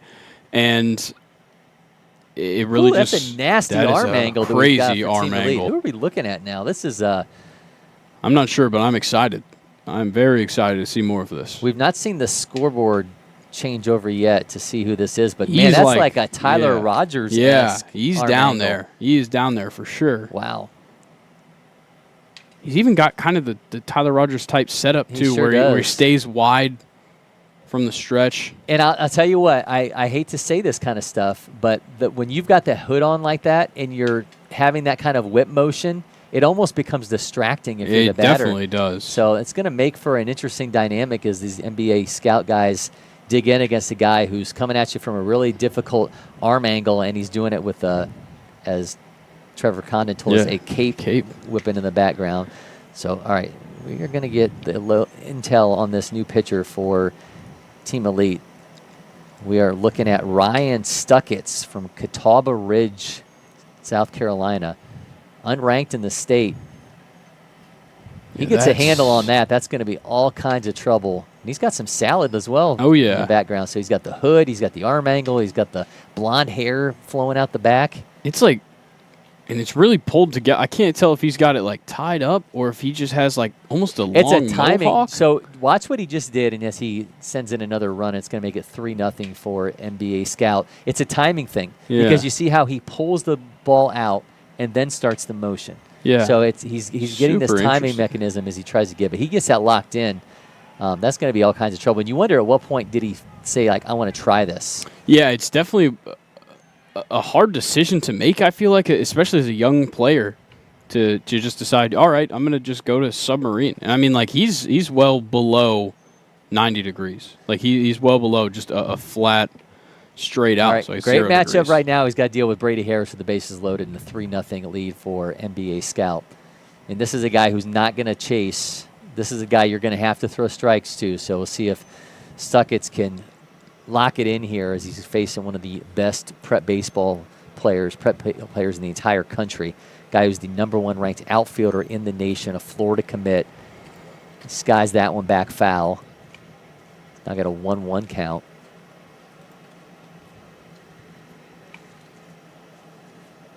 Does Stuckitz say he's a 4-sport athlete? Okay, so I was right about the hair. Yes, he is a 4-sport athlete. Wow. Wrestling, football, and baseball, and then he plays it. He also plays volleyball. Interesting. And the hair was exactly what I was coming to his Instagram for, and I've gotten my answers. It is shaved on the sides, and essentially a long, like Viking-esque mohawk. Oh, that's awesome. To the back, and I believe it's in like a ponytail. Wow. Ryan Stuckitz is becoming my favorite player of the summer in an absolute hurry. That looks pretty sick. On the football field, baseball field. And it probably looks good in the volleyball court. Harris gets that one down. Here comes one run. Here comes a second run for NBA Scout as Brady Harris is in for a 2-run double. As he extends this lead, the prep baseball All-American doing what he does and pushing that lead even further for NBA Scout. I mean, it's clockwork at this point for Brady Harris. He just puts the ball wherever he needs to, whenever he needs to, and it's impressive to see here. He's got some really cool Franklin batting gloves. He's got an NIL deal with Franklin, and they have some padding, some really nice padding in them. Nice. And he told me that he designed those to have that extra padding. That's awesome. Because he took off his gloves and showed me he's got just calluses. Oh, I'm sure. Ripped his hands apart. He said he needs extra padding on the hands. So Franklin providing him with that, and he showed why as they were able to help him get in a further lead for NBA Scout up 5-0 in the fourth. And man, talk about a guy who was unfazed by that arm angle too, stepping in as a right-hander against that right-handed arm. It has to feel like it's running in on you. Yeah. Out of the hands of Stuckitz. I just can't get over this hair. I'm just looking through Ryan Stuckett's Instagram. But think about on the volleyball court what that probably yeah. looks like. I mean, that thing is probably whipping all over. Here we go. He couldn't have had that. What did he do with it when he was wrestling? We had it braided in this, photo for volleyball. It was braided That's in volleyball, pretty sick. but what was he doing with it for wrestling? Wrestling, also Would he braided. Tuck it in underneath the. Okay, he tucked it underneath the headgear. Yeah. Well, Ryan Stuckitz, you certainly have wowed us in many ways. I'm telling you, if he can get that zeroed in, where he can consistently throw strikes like that. I mean, I don't know that this is a guy that you're going to see 5-6 innings out of, but you bring him in for a couple innings in a situation like this against a tough lineup, and that is all kinds of trouble. He's got a 3-1 count now. We were talking about Avengers. With that hair, he's definitely Thor. There you go. There we go. Thank you. Thank you for that, Maddie. Ryan Stuckitz wielding Mjolnir as he's got another walk. Things certainly not going his way in this relief appearance, but we're trying to keep it positive for you, Ryan. We're here for you. Yep. Well, we are fans regardless. Now for NBA Scout, we're going to get a look at Luke Labby. Luke, another Florida commit, Bartram Trail High School in Florida, second-ranked catcher in that state, 28th overall, 18th in the nation at his position, 253 in the class. Harris taken off for second, and he'll be in there easily, running a 6.5 60. He's got top-line speed of north of 27 miles an hour. I think Harris is already at third. He is. Okay, well, he runs even faster than I thought. Well, Luke Labby. Yeah, that was Kerrigan moving shabby. a second. Yeah, Luke Labby, not too shabby at the plate himself, runs a 6.88. Got to love catchers that run sub-sevens as Labby puts that into center field. Harris is going to cross, and here comes another run for NBA Scout. Luke Labby's got himself a 2-run single, and they're up 7-0 in the fourth inning. Just such a high-octane offense here. When you have Brady Harris comes up, hits the double for the RBIs, and then Matthew Kerrigan gets himself on base, and then you bring up Labby, and he brings in both of them. Oh, and now it's LSU commit Parker Lowe. Yeah. Another Trinity Christian guy. Yeah, fourth-ranked shortstop in Florida, 25 in the class. I mean, interesting to watch Stuckitz on the throw over to first. When you're used to throwing at that arm angle, how tough it is to now have a more traditional pickoff move to go to first. And I think that's a common thing that submarine guys struggle with at every level is that pickoff move. I'm going to have to try to track Stuckitz down because I want to know the genesis of all this. Like, at what point did he see this and say, all right, I want to try this other arm angle, or is this something he's been doing for a while? Because it's certainly not something we see very often.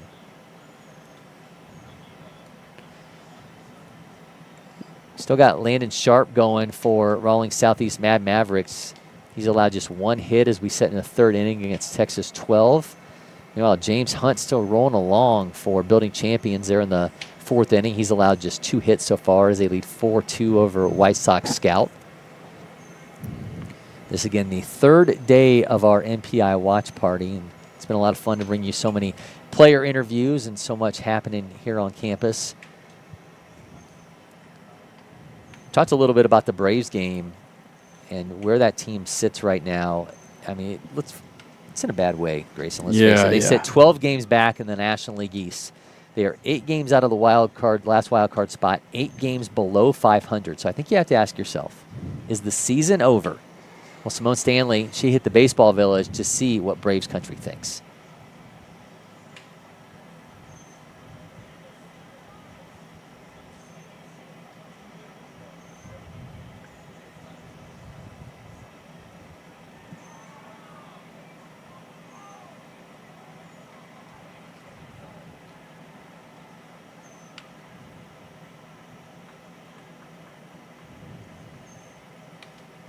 We're going to act this out? We might. I mean, I have an answer. You have an answer? Okay, yeah, it's over.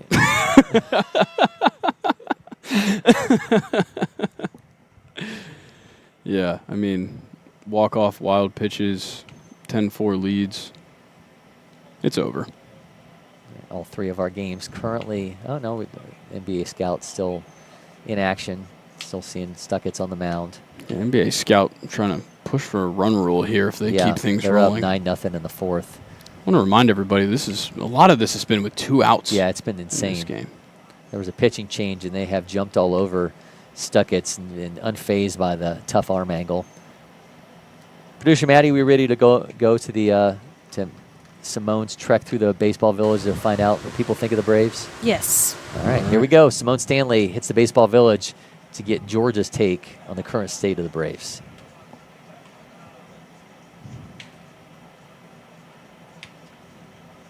LakePoint Sports is only about 20 minutes from Truist Park, meaning that these ballparks are all Braves country. And while baseball might be popping here for the MPI, for the Braves, not so much. Is it time to give up on the season, or are playoff hopes still alive? Let's find out from our vendors. Hopefully the Braves can get it together and actually get to the playoffs. They still got a little bit in the tank. I think they're good. Yes, I think the Braves can pull it off and make the playoffs. I don't know the way it looks right now. I'm hoping they can get it done going forward. I do think the Braves have another chance. I just feel like the office has to get it together, and they all have to come to a team if they really want to make a difference in this season. I believe. I say I believe. I mean, I really hope the Braves get it together, and I think that they can absolutely do it. They're going to make a good run for it this year. We're going to see. We're going to find out. So it'll be interesting.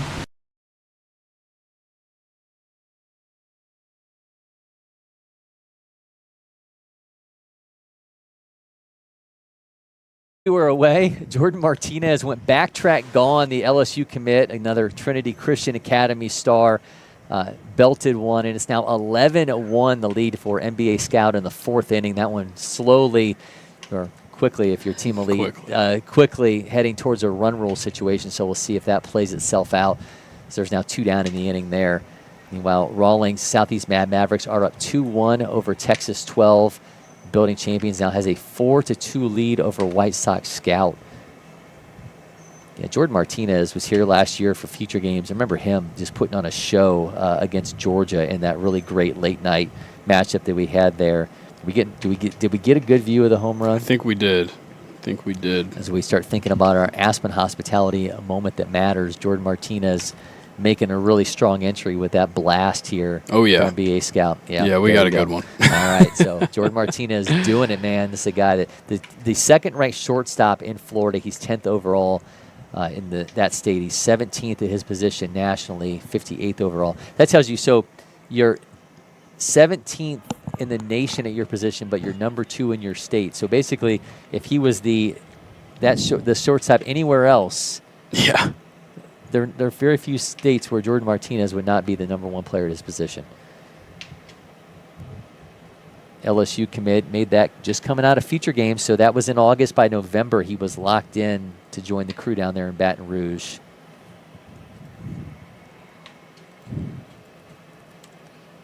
One gets away from Stuckets, and we're not going to see a walk issued. There has been so much damage with 2 outs done by NBA Scout in this one, and this is a lineup where you're not going to get a lot of guys to chase, and we're clearly seeing that play out as we're now back to Tyler Ellis.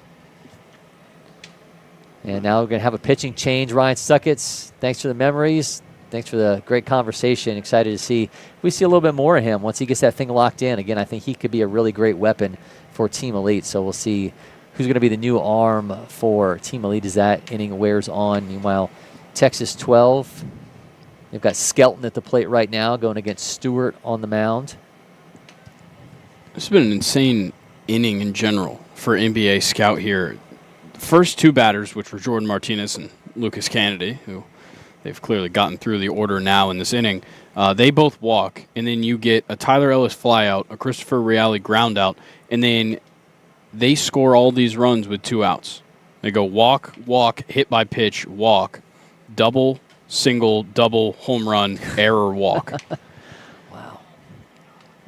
It's just daunting, man. We talked about that with the San Diego Padres scout team. We talked about that with the USA Prime Aces, just like how you navigate these star-studded lineups. Meanwhile, we just saw Gunnar Skelton from Rawlings Southeast Mavericks of Vanderbilt commit is making his way down to first base. They get the double play. They did get the double play down there to get out of the inning, so good work right there defensively from White Sox scout team. But Buildings champions lead 4-2 in that one as that one is rolling along. Well, we got the plate right now for, this is a big-time bat at the plate right now for this Rawlings Southeast Mavericks team. When we talk about big guys in the state of that one Tennessee. sneaks in the inside of the line. Yeah, Jack Duggan, #1 player in the state in 2026, making things happen. They'll now have the bases loaded. He got the second.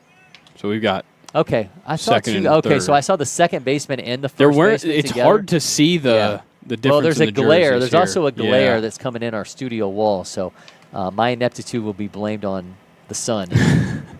Well, that one was 94-3 off the bat, right inside the first base bag, and he was flying. Now we get another look at Caden Powell. This is a guy I don't know that you necessarily want in this situation with runners in scoring position. That's what they're going to have to face out of Rawlings Southeast now as the Kentucky commit steps in.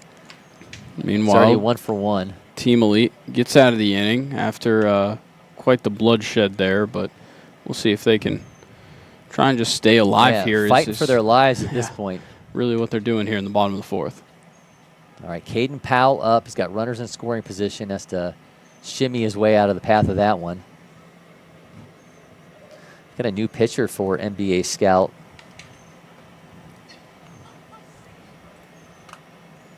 Tyler Ellis going to be replaced by Ethan Trevision. Ethan Trevision, a Jupiter High School, a Clemson commit. How's this for the fact that you can be the 7th-ranked left-handed pitcher in Florida, 60th overall, not be ranked nationally, and still be on your way to an ACC school? That tells you how good baseball is in the state of Florida. It's unbelievable. It really is. Jupiter High School, 6'4", 190-pounder. What do we got the fastball up to? Fastball's up to 85 is what we're We'll seeing. see what we see out of Ethan here as he comes in relief of Seems Ellis. like he's got some real hold on the breaking stuff. Curveball, slider. Well, you're talking changeup as about well that in there. slider. He gets that slider down to a 20-mile-an-hour differential off of his fastball. So I think that gives you a whole bunch of looks. And coming out of that left-handed arm slot. Eric Bakich going to enjoy having him on campus if he gets there in a couple years.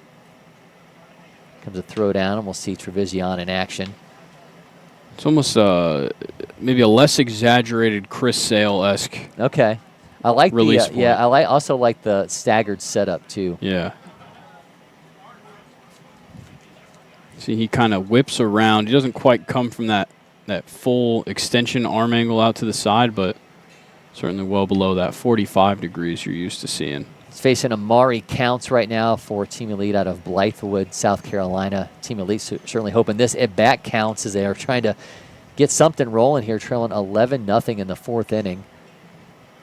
Counts sends that one in play. 63.5 off his bat. Going to truck down to first base and got himself a base hit as they start off the inning against Trevision. Yeah, that was a tough one to play there at first base, and it just kind of leaks over and into the outfield. It's going to bring up Joshua Parnell.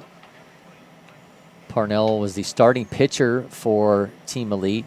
Shooter Hunt had to send a note to North Carolina scouting directors asking about this guy, 6'2", 235-pounder. He's got a runner at first base. Got that low. Okay, I thought he was doing like the Acuna setup there for a second.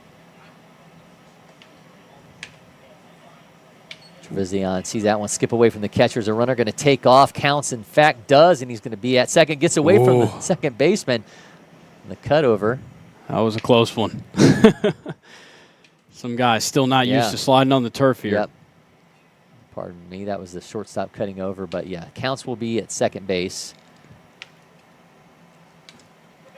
James Hunt back on the mound for Building Champions. 3-1 count. And that one's skied 92 off the bat. And that one's going to be down for a base hit as Sean Cover makes some noise. Oh, that one got caught. Oh, it did. I thought it got down as well. The way the second baseman covered made it look like it was going to be down, but in fact that was caught. So now one down.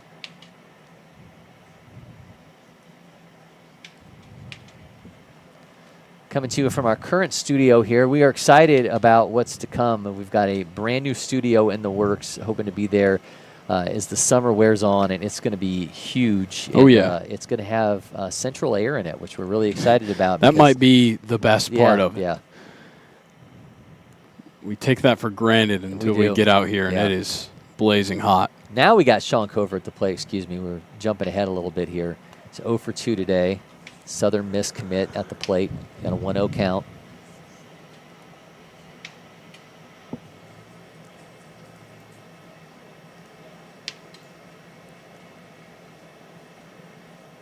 Texas 12 will start off this inning with Davidenko Rodriguez out of Taylor High School. We saw Rodriguez lace an RBI hit when we had Shooter Hunt here in studio.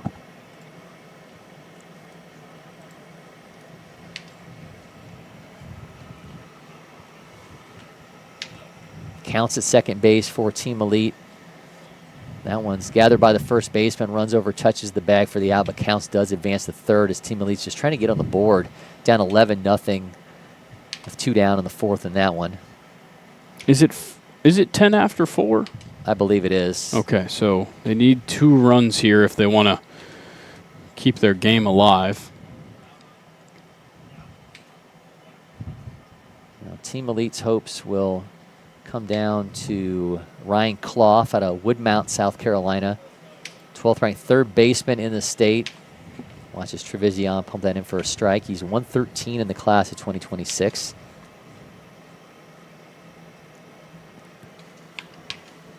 Doesn't have a hit yet today, but he has drawn a walk.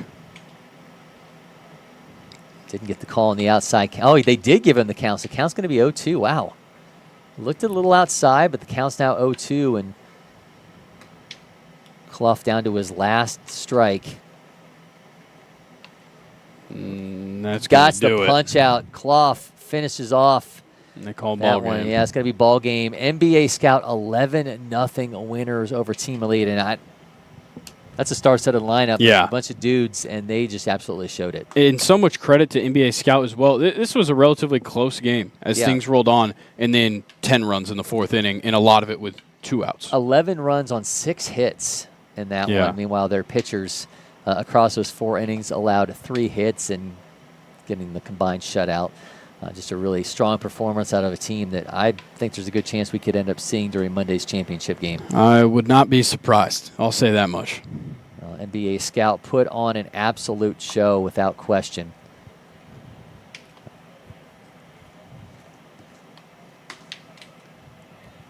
So we're down to 2 games in this 12:40 window.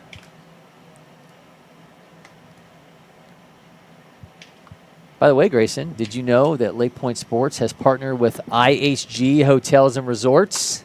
We see sure the did. IHG graphic pop up in the magic of television. Will replace us here momentarily.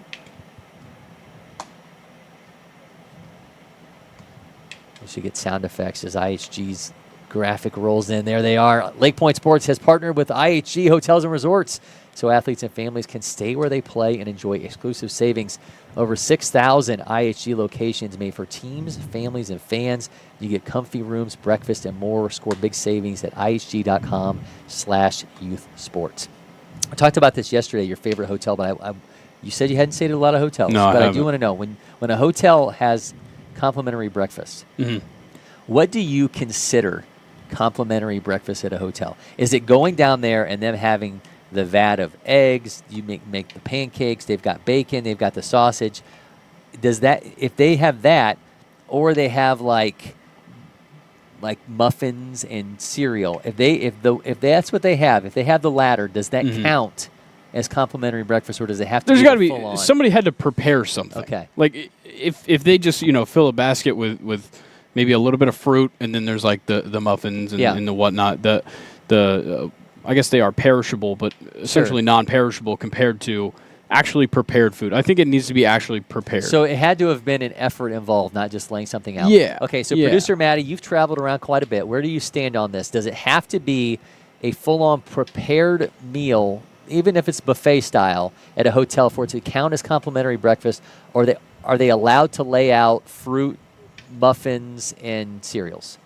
I really think it depends on the quality of the hotel you're picking. If it's somewhere that you're paying more for a room, you're going to want to expect to get the buffet style. But if it's you find a cheaper room because you're somewhere for the weekend, I think the continental breakfast is okay. Like the muffins and the cereal, if you're getting a cheap room rate, I think that is acceptable. But if you're paying more, you definitely should get a buffet. I prefer a buffet. Yes. Yeah. So definitely. Why is it called continental breakfast? I don't know. When I was a kid, I used to call it the colonial breakfast, which would have been much cooler. You would have gotten, I don't know if they would have had Samuel Adams, what would count as colonial stuff. I don't even know what they were eating back then. Yeah. But okay, so yeah, so it has to be the full-on prepared for us to really count it. I just looked it up, and it's continental because it is referring to a lighter European-style breakfast that has like pastries and tea. They should call it the intercontinental breakfast then. Yeah, because it's that's. I don't think we're going to be able to change that, unfortunately. I don't think that's something. I think we're a little late. We managed though to get USA Prime / Aces National to refer to themselves as USA Prime Aces. So I feel like at this point we can do anything. I don't want to take all the credit there, but I did come up with that. You did, in fact, come out with that. Texas 12, meanwhile, has pulled even with Rawlings Southeast Mavericks. That one's notched up at 2-2 in the fourth. We've got a great game on our hands right there. Yeah, those are just two really great teams. Starting to see the crowd's getting a little bit tighter in that one. We got at the plate right now for Texas 12. This is going to be Grayson Cole, TCU commit out of Victoria East High School.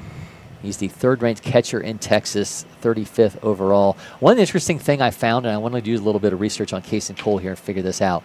When we were at Super 60, the amount of guys, especially in the state of Texas, who are catchers and quarterbacks.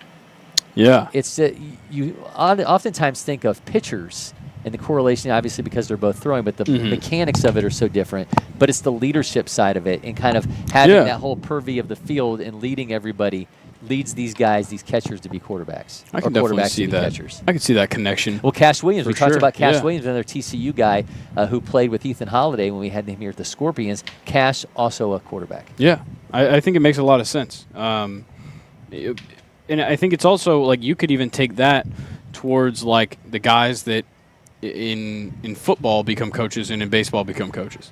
Quarterbacks are the guys that are typically the leader. They like to become a coach and whatnot. And a lot of a lot of current offensive coordinators are former quarterbacks. Yep. And then you go to baseball and you look at all of these successful managers over the time. And you're talking about, like, currently, Stephen Vogt, just recently retired, takes over for the Cleveland Guardians, and they've been outstanding. And obviously a number of Joe Torre, guys like that. Yeah, Joe Girardi, David Ross, those guys were all catchers. All of them. So I think it's just two leadership spots, and I think if you're a good leader on the football field, you're certainly more than capable of being a good leader on the baseball field, and vice versa. Well, when you're sitting down, you have a lot of time to think. That's true. They're not exactly sitting down if they're catching. I'll say that. That is well, some of them did. Like but if you use knee savers, though, I mean, I'm not gonna be mean here, but we can't be using knee savers. I don't, honestly, I haven't really noticed it as much this summer. A couple summers ago, we had a lot of guys who were doing that single leg out, sit down. Yeah. I'm not seeing that as much anymore. Yeah, one guy, it was actually in the game right before Texas 12 and Rawlings Mavericks was Vernon Woodard, who I caught up with at Georgia Dugout Club from Grayson High School. He goes, like, pretty extreme with it. He's like one leg bent down, one leg out. Like he gets low. So every now and then you'll see it. I think it's one of those things as well that you can kind of learn. You can learn more about as you get older. You can probably stay a little bit more ordinary, more textbook at a younger age, just trying to figure out the other parts. Yeah. Then when you work with a real college or professional catching coach, then you can probably start thinking about how you can change up your stance to, optimize your pop time or optimize your framing or things like that, because that is it's an important part of it that probably most young catchers aren't really that worried about right now. By the way, did you notice our camera started switching over up in Texas 12 and Rawlings? Tends to happen as we get late into the game. I'm not sure what it is. I feel like if you're a catcher, though, and you're going to do that single leg out, and you're going to do it for a breaking ball, I kind of get it that it also helps you block if you're going to miss the pitch. But if you're going to do it for the breaking ball, you got to do it for the fastball, or else your batter's going to know what's coming. I just don't know that you want your crotch to be what stops the ball from going in. Well, that's why these guys wear cups. You got to wear a cup behind the plate. You got to wear a mug if you're going to be back there for how fast some of these guys throw. But we got a pitching change for Rawlings Southeast Mavericks. Now get a look at Evan Pevahouse, Dixon County, 17th ranked lefty in Tennessee. He's 193 overall in the class of 2026. He's going to deal with Wyatt Cluett, Baylor commit. So welcome to the game. Gets away from his catcher. Cluett, who will start off this frame for Pevahouse, is, again, a Baylor commit out of Montgomery High School in Texas. He's the 4th-ranked third baseman in that state, 57th overall. Yeah, this building champions White Sox scout team game is just kind of rolling on here. White Sox scout team still trying to bring it back. So we talked about this with Georgia Jackets, keeping guys together. And it feels like this building champions team, there's so many familiar they're so names good at on it. this. And they just do a great job of keeping guys together. Milo Burton, who's going to lead off this inning in the Missouri commit. We saw so much of Milo last summer during the national championship games and other events that we were doing the broadcast on. It just feel like every time we saw building champions, we saw Milo Burton, and we're going to see him here lead off this inning. He's the 2nd-ranked third baseman in Kansas, 7th overall. Was a 2024 future gamer, and then winds up a Missouri commit. Yeah, that building champion squad and like we talked about the other day, Kansas City Royals scout team, building champions, and you pretty well got all the top players across Missouri and Kansas kind of locked in. And building champions just so good at bringing their guys back. Like if you were here with, for the 14U national championship with them, you probably are here for 15. You're probably here for 16. You might be back for future games, and then you're here for 17. And honestly, we talked about how do you find ABs, how do you make guys happy. That's a testament to a program that they're keeping guys happy, that they keep wanting to come back and be a part of things. So, I mean, there's got to be guys, there's always going to be guys, especially when you're rolling over the same roster year to year, you're going to have guys that just don't get the playing time that maybe they want, maybe they think they deserve, whatever it may be.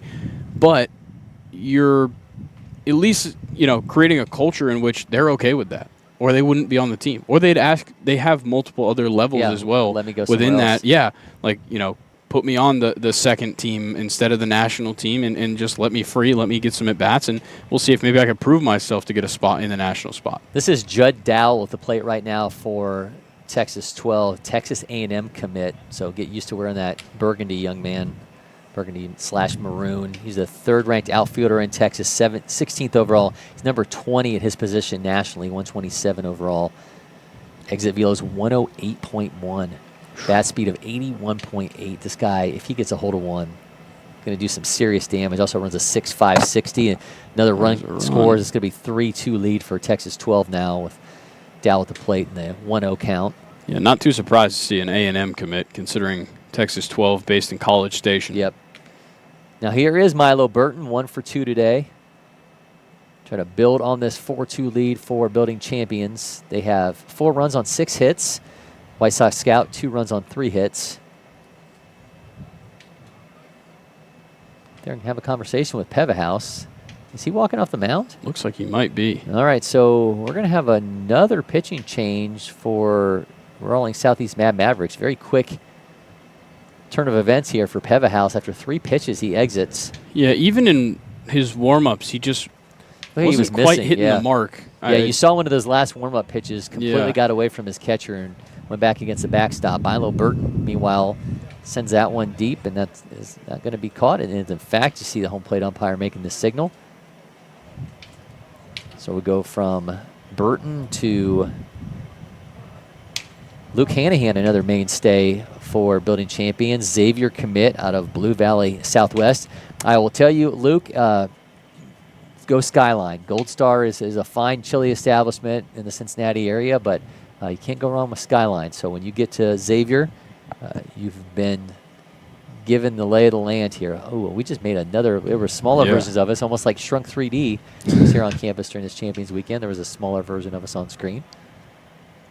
Maybe we should do that. Maybe we should get Shrunk 3D bobbleheads of us, and we'll just do the commentary from off screen. Yeah, I like that. I think that'd be a good idea. Well, would anyone even know? Would they know would they notice the difference if we just zoomed in the camera? I bet through the magic of AI, we could probably take those Shrunk 3Ds and make them talk. Yeah. It could be in the back. It has to be. I don't know if we have the capabilities of doing that live. No, it would have to be pre-recorded for sure. Hanahan fouls that one off. The count is now 1-2. Okay, so we are going to have a new arm for Rawlings Southeast Mavericks, and they are now going to roll with Jack Todd. Henry County, Tennessee, 52nd ranked right-handed pitcher in Tennessee, 194 in the class. That's a menacing build. Sure is. 6'4", 260. And that's a guy you don't want to come up against as like a defensive lineman. Yeah, that's what I was trying to think of his football position. Yeah. Certainly going to find because Judd Dowell's line. not put together at 6 foot 194. Yeah. But he's dwarfed by what we're seeing on the mound right now from Jack Todd. Todd's got a nasty breaking ball we just saw. Yeah. Came into this with a 2-0 count, so put himself in a compromised position here to start. Make it 3-0.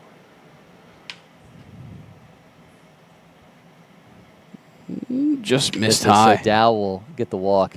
Should that walk go on his ledger, or should he get half a walk, and half a walk should go to Peva House? I don't know. I think, obviously, the actual scoring, he's going to have to take the walk, but it shouldn't be his fault. Yeah. It should be it's like an earned run situation. Yeah, it should be a shared endeavor.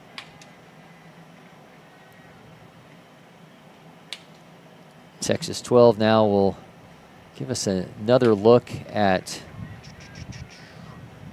Clayton Crosby, Cy-Fair. Crosby popped it up towards shortstop.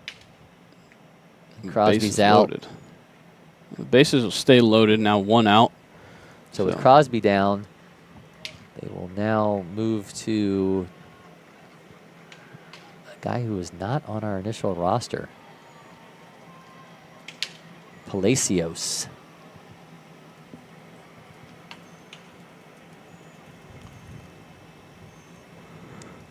I think it's Ian, potentially. No. Oh, yeah. Yeah, that's him. There you go. Ian Palacios, third baseman, first baseman. He's the 18th ranked third baseman in Texas, 287 overall. Exit velos are 96.1. So it runs a 6.8860. Well, let's see if Palacios can come big here. It's 1 out, bases loaded. You could certainly run things up here in the top of the fourth.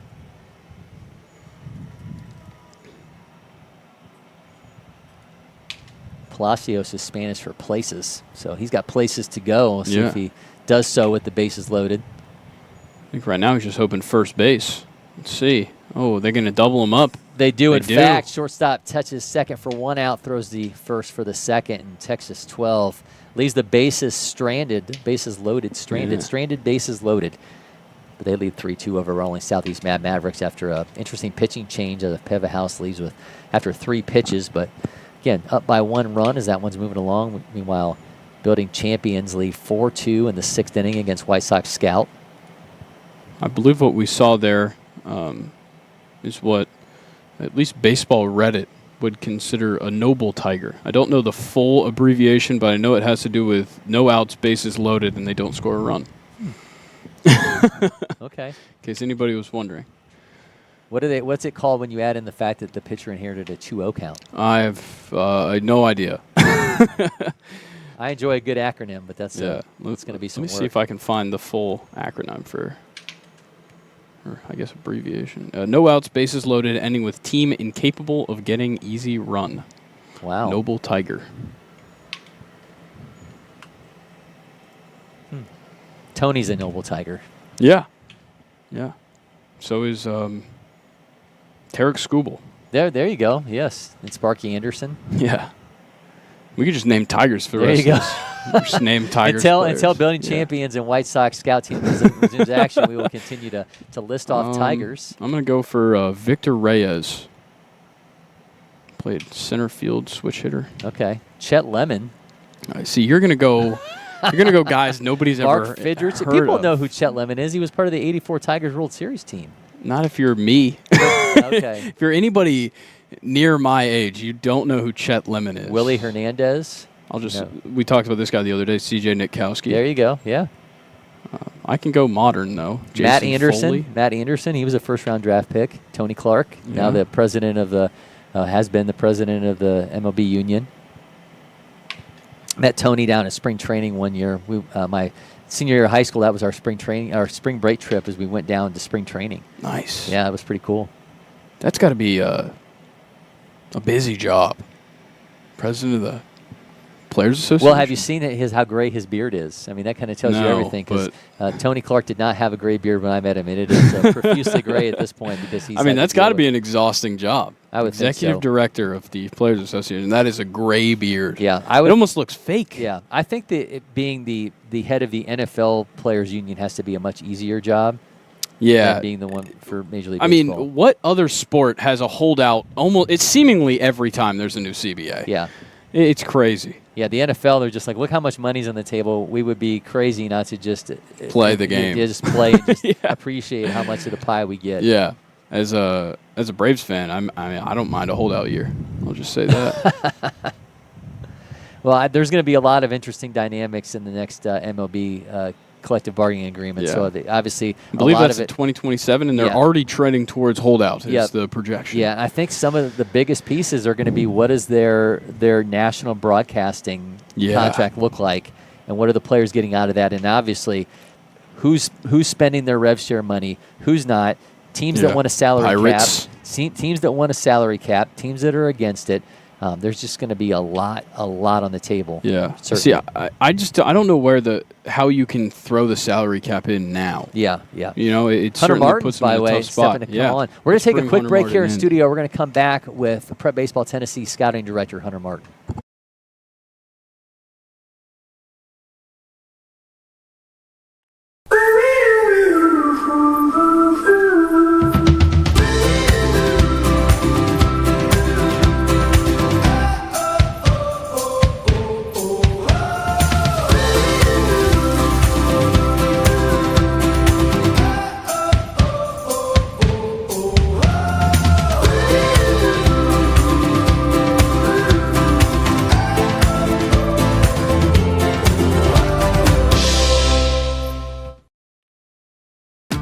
The Windscreen Factory, more than just windscreen.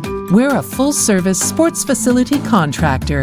We manufacture windscreen for sports and construction, do fence repair and installation, and fabricate field netting and batting cages. In addition to manufacturing the products, we also install upon request. We make safety padding for backstops, rails, and walls, as well as full-service print shop with logo, branding, and signage capabilities. Please call us for a quote today.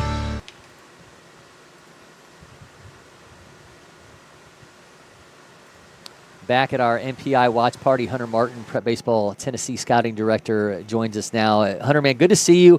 I have to imagine with the amount of highly ranked guys you have here in attendance, you can't stand still for more than a few minutes. No, I would think we were just talking about how, obviously watching the Rawlings 17U, which has a lot of former Future Games participants from last season. So I'm trying to watch them while also not, kind of forgetting the other teams that I have here to watch that are also teams that have potential Future Games kids for this year. So I'm going back between the 17U right now and then the 16U Rawlings teams over here. And they're actually going against Michael Teasley, who was another former participant on the Future Games team of last summer for us. So yeah, you mentioned Tennessee has 7 of its top 10 players here in attendance for the class of 2026, 5 in the top 10 for both 2027 and 2028. The number 1 in 26, Jack Duggan playing today. Banks Addison, the top player in 2027. Who were you really excited? I'm not that you're going to underplay anybody, but who did you really want to see how they're going to handle this environment? Well, before I get into that, there's also one other player that's number 1 for the 28 class. Yeah, here Brett Presoriak as well. For Midland. So it was actually funny. I was talking to them yesterday and was like, hey, we got to get a group photo before you guys head out this week so we get all the number 1s for the classes all in one little setting. Which is great for us, obviously, and it makes my life a lot easier to kind of see these kids in this environment against this kind of talent. But, man, there's a lot of kids that I kind of made notes of coming into this week to wanting to get my eyes on again, and a lot of these kids I've seen routinely from the spring, and from our winter ID showcases that we did into this actual last week of our All-State that we did, or our preseason, not preseason, but our top prospects last week. So this is another part of the puzzle of getting to see them in this environment against this kind of talent from around the country, while also playing in front of scouts and colleges that are all here watching, which I think is a big deal for us to see how they actually handle that environment. Because when it does get easier, as you imagine, when they go up to college and they're actually playing in front of fans, and coaches are needing kids that can play now and they're able to handle that environment. So that's what I look at in particular, is kids that are able to compete, and this doesn't phase them because it's only going to get tougher from here. But there's a lot of kids. I think for the Rawlings, there's a lot of kids that are uncommitted that I've been watching and wanting to help them to get some more recognition for. But there's also the Midland team from we're just talking about the 15 U's that are really solid, 15 Mavs teams that are really solid. And then there's some teams that are around from USA Prime, down to some other teams around here that have some Tennessee kids on that. Man, it's just been back and forth, left and right. I think I've been here about 14 hours the past 2 days each day. So, but man, it's fun. It's a blast. You get a lot of energy from it, and you're going to get to watch baseball. So it's a great time for me and for my staff that's here with me this week. Grady Mitchell is currently at the plate for Rawlings Southeast Mavericks, one of the few guys on this team who's not one of your players coming out of Mississippi. Because in total, I mean, you look at the number of guys ranked in Tennessee on this. I mean, there's 22 ranked players in their states. 19 of them in the state of Tennessee are playing for this Rawlings squad right now. Yeah, and it's fun getting Banks on this team because it's not his normal team, but he wasn't playing until the third week this summer for his travel ball team. So I was like, hey, why don't you guys come pick up, play up this week? Be around some kids that you obviously know from last year's Future Games roster, but also be with some kids that you're probably going to either play with in college or against based off his trajectory. So it worked out well for them, and I actually was doing some digging recently where this 26 class that we have is one of the deepest in the country, I would say. We have 23 Power 4 commits with 16 SEC commits in that class. Wow. So ranking those kids obviously is very hard. Yeah. And figuring out who's who, where do you kind of fit the puzzle together. And obviously all that's going to play itself out by the time we get here this part next year. But it's a really, really loaded, deep class and a lot of great kids off the field as well that I've really enjoyed getting to know quite well and their families and their personalities. So in a lot of ways I get to be a fan too and get to watch them. And so I'm excited for their careers after they leave us and move on to college or the professional route. So you mentioned Banks Addison, the number one player in Tennessee in 27, playing up with this Rawlings squad. What do you look for specifically from a guy that's that age that's playing against this level of competition? Where it doesn't phase him. It's kind of an easy transition where you look at him and like, okay, this kid's not you're younger than most of these kids he's playing with. It doesn't look like it's different out there for him, and it obviously doesn't for him. And he's played up pretty much his entire life, or he's been accustomed to it. And for a player like that, I think it's good for them. It helps them get ready for their obviously career that's going to be a lot longer than high school. So I think the more they can get in front of better players and better competition and arms and be in the environments around kids that are also really good, I think it only helps them in the long run where they get to those places and they're like, I'm ready to go. Yeah. I'm not behind. I'm not, this isn't too fast for me.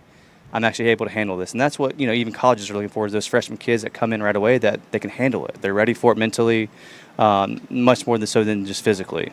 Jack Todd coming back on the mound for Rawlings Southeast Mavericks, 6'4", 260 pounds. So if you start putting together a football team and you need an offensive/defensive line, Jack Todd's got you covered. Well, then you also you got Caden Powell in right field for the Mavs. He's a quarterback. He's a quarterback and 6'9" runner. I think we had him weighed in at 260 this past winter, and that was clocking 6'9" on the 60. Jeez. So, it's pretty insane when you watch that kid on the baseball field. But I'm actually itching to get to go see him this fall on the gridiron and see what he can do because I've seen a lot of videos and it's pretty impressive. So I've told him that I'm going to be coming in and watching him this fall, and I'm watching him play some football. I remember him coming out of the 21 junior feature games, and he looked big then, but he's like, the amount of growth that he's had in that time period is and crazy. he's only going to refine that body even more. I mean, he's a strong kid, quit twitchy, and he's only going to get better from here. And when that kid plays baseball year-round, the sky's the limit for him truly. So I'm excited to continue to watch him and watch his trajectory and how he grows. But he's fun to watch, man. He's fun to be around. That whole team's fun to be around. I've never talked to you about this before, but coming out of Tennessee, your 20th round draft pick by the Astros, ended up making it to that Round Rock Express team. Oh, yeah. And the guys that were on the roster with you back then, it's guys got like Altuve, Jordan Alvarez, Carlos Correa, Kyle Tucker, arms like Javier, McHugh, Framber Valdez. Oh, yeah. What was it like to be around that environment and know what the Astros had coming? It's funny because I've never been asked that. I've been asked about Javier because Javier's obviously blown up in Framber too, with being the ace for the Astros now. You really didn't look at them as anything different. I think that what made the Astros such a great organization when I was in it was they blended the major leagues to the minor leagues so well. They had Altuve coming down, Bregman coming down, Correa coming down, where they were around the minor league guys every day. And they built that whole kind of camaraderie of, major league, minor league are not separate. We're one big organization. So once major league guys go in free agency, the next guy that came up, we're ready to go. So when you look at Pena for the shortstop, once Correa left, Pena came right in. What did he do? Yep. He was, I think he was a Gold Glover. Or He was MVP of something for the World Series. He sure was. But he was ready for it mentally because they kind of instilled that what the kind of organization as a whole is. For the top down, we're all kind of one big group together. And so it's funny, when I was in AAA with the Round Rock, Tuve was down on a rehab assignment, was my locker mate for a whole month. And that was so cool to be around him and interact with him, and you would never know that guy's worth $300 million. Just the way he handled himself off the field. So that's kind of what I talk to kids about too, is, man, the best players I've ever been around, you never would be able to tell that they're actually really good baseball players on the field because how they handle themselves off the field.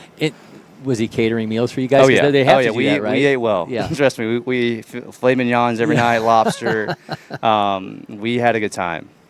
Yeah, that's always the great part. Is you talk to these guys who were there after the major league guys have come and gone, and they got to, that's the expectation that they're going to treat you guys well. Oh, but yeah. They don't. You don't mind him coming in and kind of crashing your party a little bit. It was a fun time, and I think also being able to pick their brain and being around those guys that kind of wanted to instill in us, what it's like to be able to play in the big leagues, and when that time comes, be ready for it. And I unfortunately never get to play in the big leagues, but I was around a lot of guys that did, that I had built great relationships with, and that's the one thing I keep going back to is just those are great dudes off the field that if you were talking to them, on a regular day, baseball would not be brought up whatsoever. So that's what I try to tell these kids, man, just be great teammates off the field too, and that helps you go a long ways, and a lot of these guys will be your best friends for life. Played at Tennessee under Dave Serrano. Certainly what Tony Vitello has built there is just turned him into just an absolute powerhouse. Everybody's pining to get their way to Knoxville now. Being a guy who was there and you see what they've become and all these guys, I mean, you deal with a lot of players who, in the state of Tennessee, that's the goal. So what do you tell them about what's the expectations and what you need to do as a player once you get to Knoxville? Man, it's coming in ready to work. It's, baseball is going to be really fun, and Tony Vitello does a great job of making baseball fun for those kids, as it should be. But it's also, you don't want to cue the strength coach and Elander are great guys, but they're going to make you work, man. It's a professional outlook that they have on there where, hey, man, we're going to have you for 3 years, hopefully. That's what we want. So then you're out of here and you're ready for professional baseball where you're going to go play in the big leagues, and you're not skipping a beat. So their environment is also getting those kids ready to not just play there for a couple of years and do well, but, man, we want you guys to have long careers and actually make some money in this game long term. So I think when you go in there in those environments, it's ready to work, being a good teammate, obviously, because a lot goes back to, man, is guys that get a lot of second contracts in the big leagues is obviously talent, but it's also guys want to be around you. Yeah. Organization wants to have you in the locker room. And that trickles down to even college, where you want to have guys that you're fun to be around every day, that you enjoy coming to the ballpark with and being around and interacting with, because those are your brothers every single day. You're around those guys from 6 a.m. in the morning to 10 o'clock at night. And most of the time you're living together off the field too. Yep. So I think that's a big part of it that I don't want to be missed, is it's not so much talent all the time too, but it's also being a kid that, man, you're in there ready to work, and that kids like being around you, the team likes being around you, the coaches love having you. And that's a big part of the puzzle too, of being a good player, in my opinion, with that. But the thing with Tennessee, man, it's a fun place to play, but they take school seriously. Megan Anderson is their advisor, academics, and she takes them really seriously. And they've had a really good GPA the last few years. I think it's been over 3 from what I remember. And a lot of those guys are really good in the classroom too. So it's kind of a full cycle. They take everything serious, but they also want to make everything fun, where the kids are having a good time. They're leaving that program as a better man than just a baseball player. Last summer, you and I caught up during the feature games. Bo Holloway was on the mound. Did it break your heart when Bo picked Vanderbilt? No, I love Bo, and obviously you want kids to chase their dreams, and obviously I love Tennessee, but I love Vanderbilt too, and I think as a state as a whole, it's so good to have these two programs that are kind of competing against one another for not just players but also for championships now. So I think it's only good for our state. It's going to continue raising our elevation for our talent in our state, that kids want to come to Tennessee to hopefully have a chance to go play at one of those two programs. So no, I wasn't upset at Bo. I was happy for him. I know he wanted. I know he has some buddies that are on that team right here with the Rawlings. They're going to be going there too with him. Yeah, Michael Holt and Gunnar Skelton. Yep. But Scott Brown does such a great job with those arms. And as you can see, Vanderbilt's never short of arms. Yeah. And they're producing guys left and right too into the professional ranks. So I really don't think he could have made a bad choice either way with those two choices that he had in between. Obviously I think football games are a little bit better, in Knoxville than on Saturdays, but nothing wrong with Nashville. No, nothing wrong with Nashville either, and especially the Alabama game when they won this year. I was down there and I happened to see the goalpost going down Broadway. Being thrown in the river. So a little Tennessee-esque what we do when we beat Florida, every so often, or when we beat Alabama 2 years ago. And I was there for that, got to see that goalpost come down. Actually came down maybe you're the good luck. Yeah, maybe I'm the good luck. So, but yeah, I don't think he could have made a wrong decision, man. And I'm so happy for that kid and his future that he's going to have in front of him. And he's such a great kid off the field. And I think he's one of 5 siblings. So he's got he's got a twin sister and a little brother that's going to be pretty good too. Actually, at one point, Jack, that's I think like 14 years old right now. So, great kid to look up to for his little brother. But yeah, I think he really could have made a wrong decision there. It makes it so tough, too, on kids in the state of Tennessee because you've got those 2 powers, but they recruit nationally, and they're such big household names that as much as your guys want to go to one of those 2 schools, you're literally dealing with every player in the country. And you're dealing with a lot of, I think Tennessee and Vanderbilt both have kids from Florida, California, Texas. So, with those programs competing and recruiting nationally the way they are, I still think that they still want to make a fence around Tennessee, and I think against one another, to be honest with you. Because if you look at Vanderbilt's 26 recruiting class, you have Noah Wilson, Colin Bland, who's here today playing with Exposure National. You have Gunnar Sketlin, obviously, Michael Holt, and I think I may be missing a name. Keon Johnson, from Georgia. But there's a lot of kids in this little 250-mile radius that they want to keep home. And then you get Tennessee, obviously, with Michael Teasley here. There's a few other kids here I think I've seen that are Tennessee commits. We had Trevor Condon in here yesterday. It's on his way to Tennessee at 2026. Is he a Georgia kid? Yes, he is. Okay. Yep. And so you still, I think, as you see Tennessee and Georgia and this southeast region is such a hotbed for talent. And I think it's kind of getting the recognition finally that it's kind of always had, in my opinion. I know you look at Florida's and the Texases and the Californias as being really great baseball hotbeds. But, man, there's a lot of ball players coming out of this area, man. And I've always kind of seen that, especially with Tennessee, just being in that state myself. So I think you always will see them recruit nationally the way they do, but I think you'll never see them not recruit in Tennessee still. They're always going to have some kids coming from Tennessee to those 2 programs just because they want them so much. Talked about Michael Holt. He's currently at the plate for Rawlings Southeast Mavericks, all tied up 3-3 with Texas 12 in that one, building champions lead. 4-3 over White Sox scout team. That one headed to the bottom of the 7th inning. Tell us a little bit about Holt out of Ravenwood High School. I've been a big fan of Holt for a number of years now, and I've gotten to know him really, really well and watch him a lot. And he goes to Ravenwood, which is not very far from my home base. So I've gotten to see this kid since he was a freshman. And he was the first freshman, I think, to make the district team since Robert Hassel, who just got his big league debut, I think, about this last week. Is that correct, with the Nationals? Yep. So that's the same district. And so he, I think, was the first player since Robert to make district team, first team. And then actually Brett Pachork, which we haven't really talked much about, he was the first freshman in that district to win Player of the Year ever, which is the same district that Robert Hassel was in, which he dominated, which I think speaks volumes of how good Brett Pachork's going to be. But he's on this Ravenwood team with Michael Holt and Jonas Sakin, who's also on that Midland national team as well. So there's a lot of Ravenwood kids here.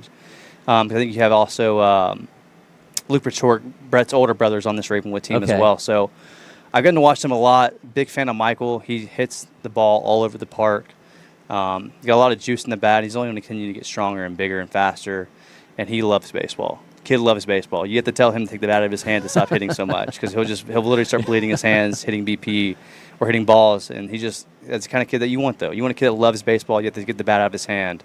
Holt just skied that one, 91 off his bat, and he's going to make his way across the diamond, though that was caught. A little loud out for Holt there. Still tied up at 3-3. And the thing about Holt, I will say, is he can hit velo.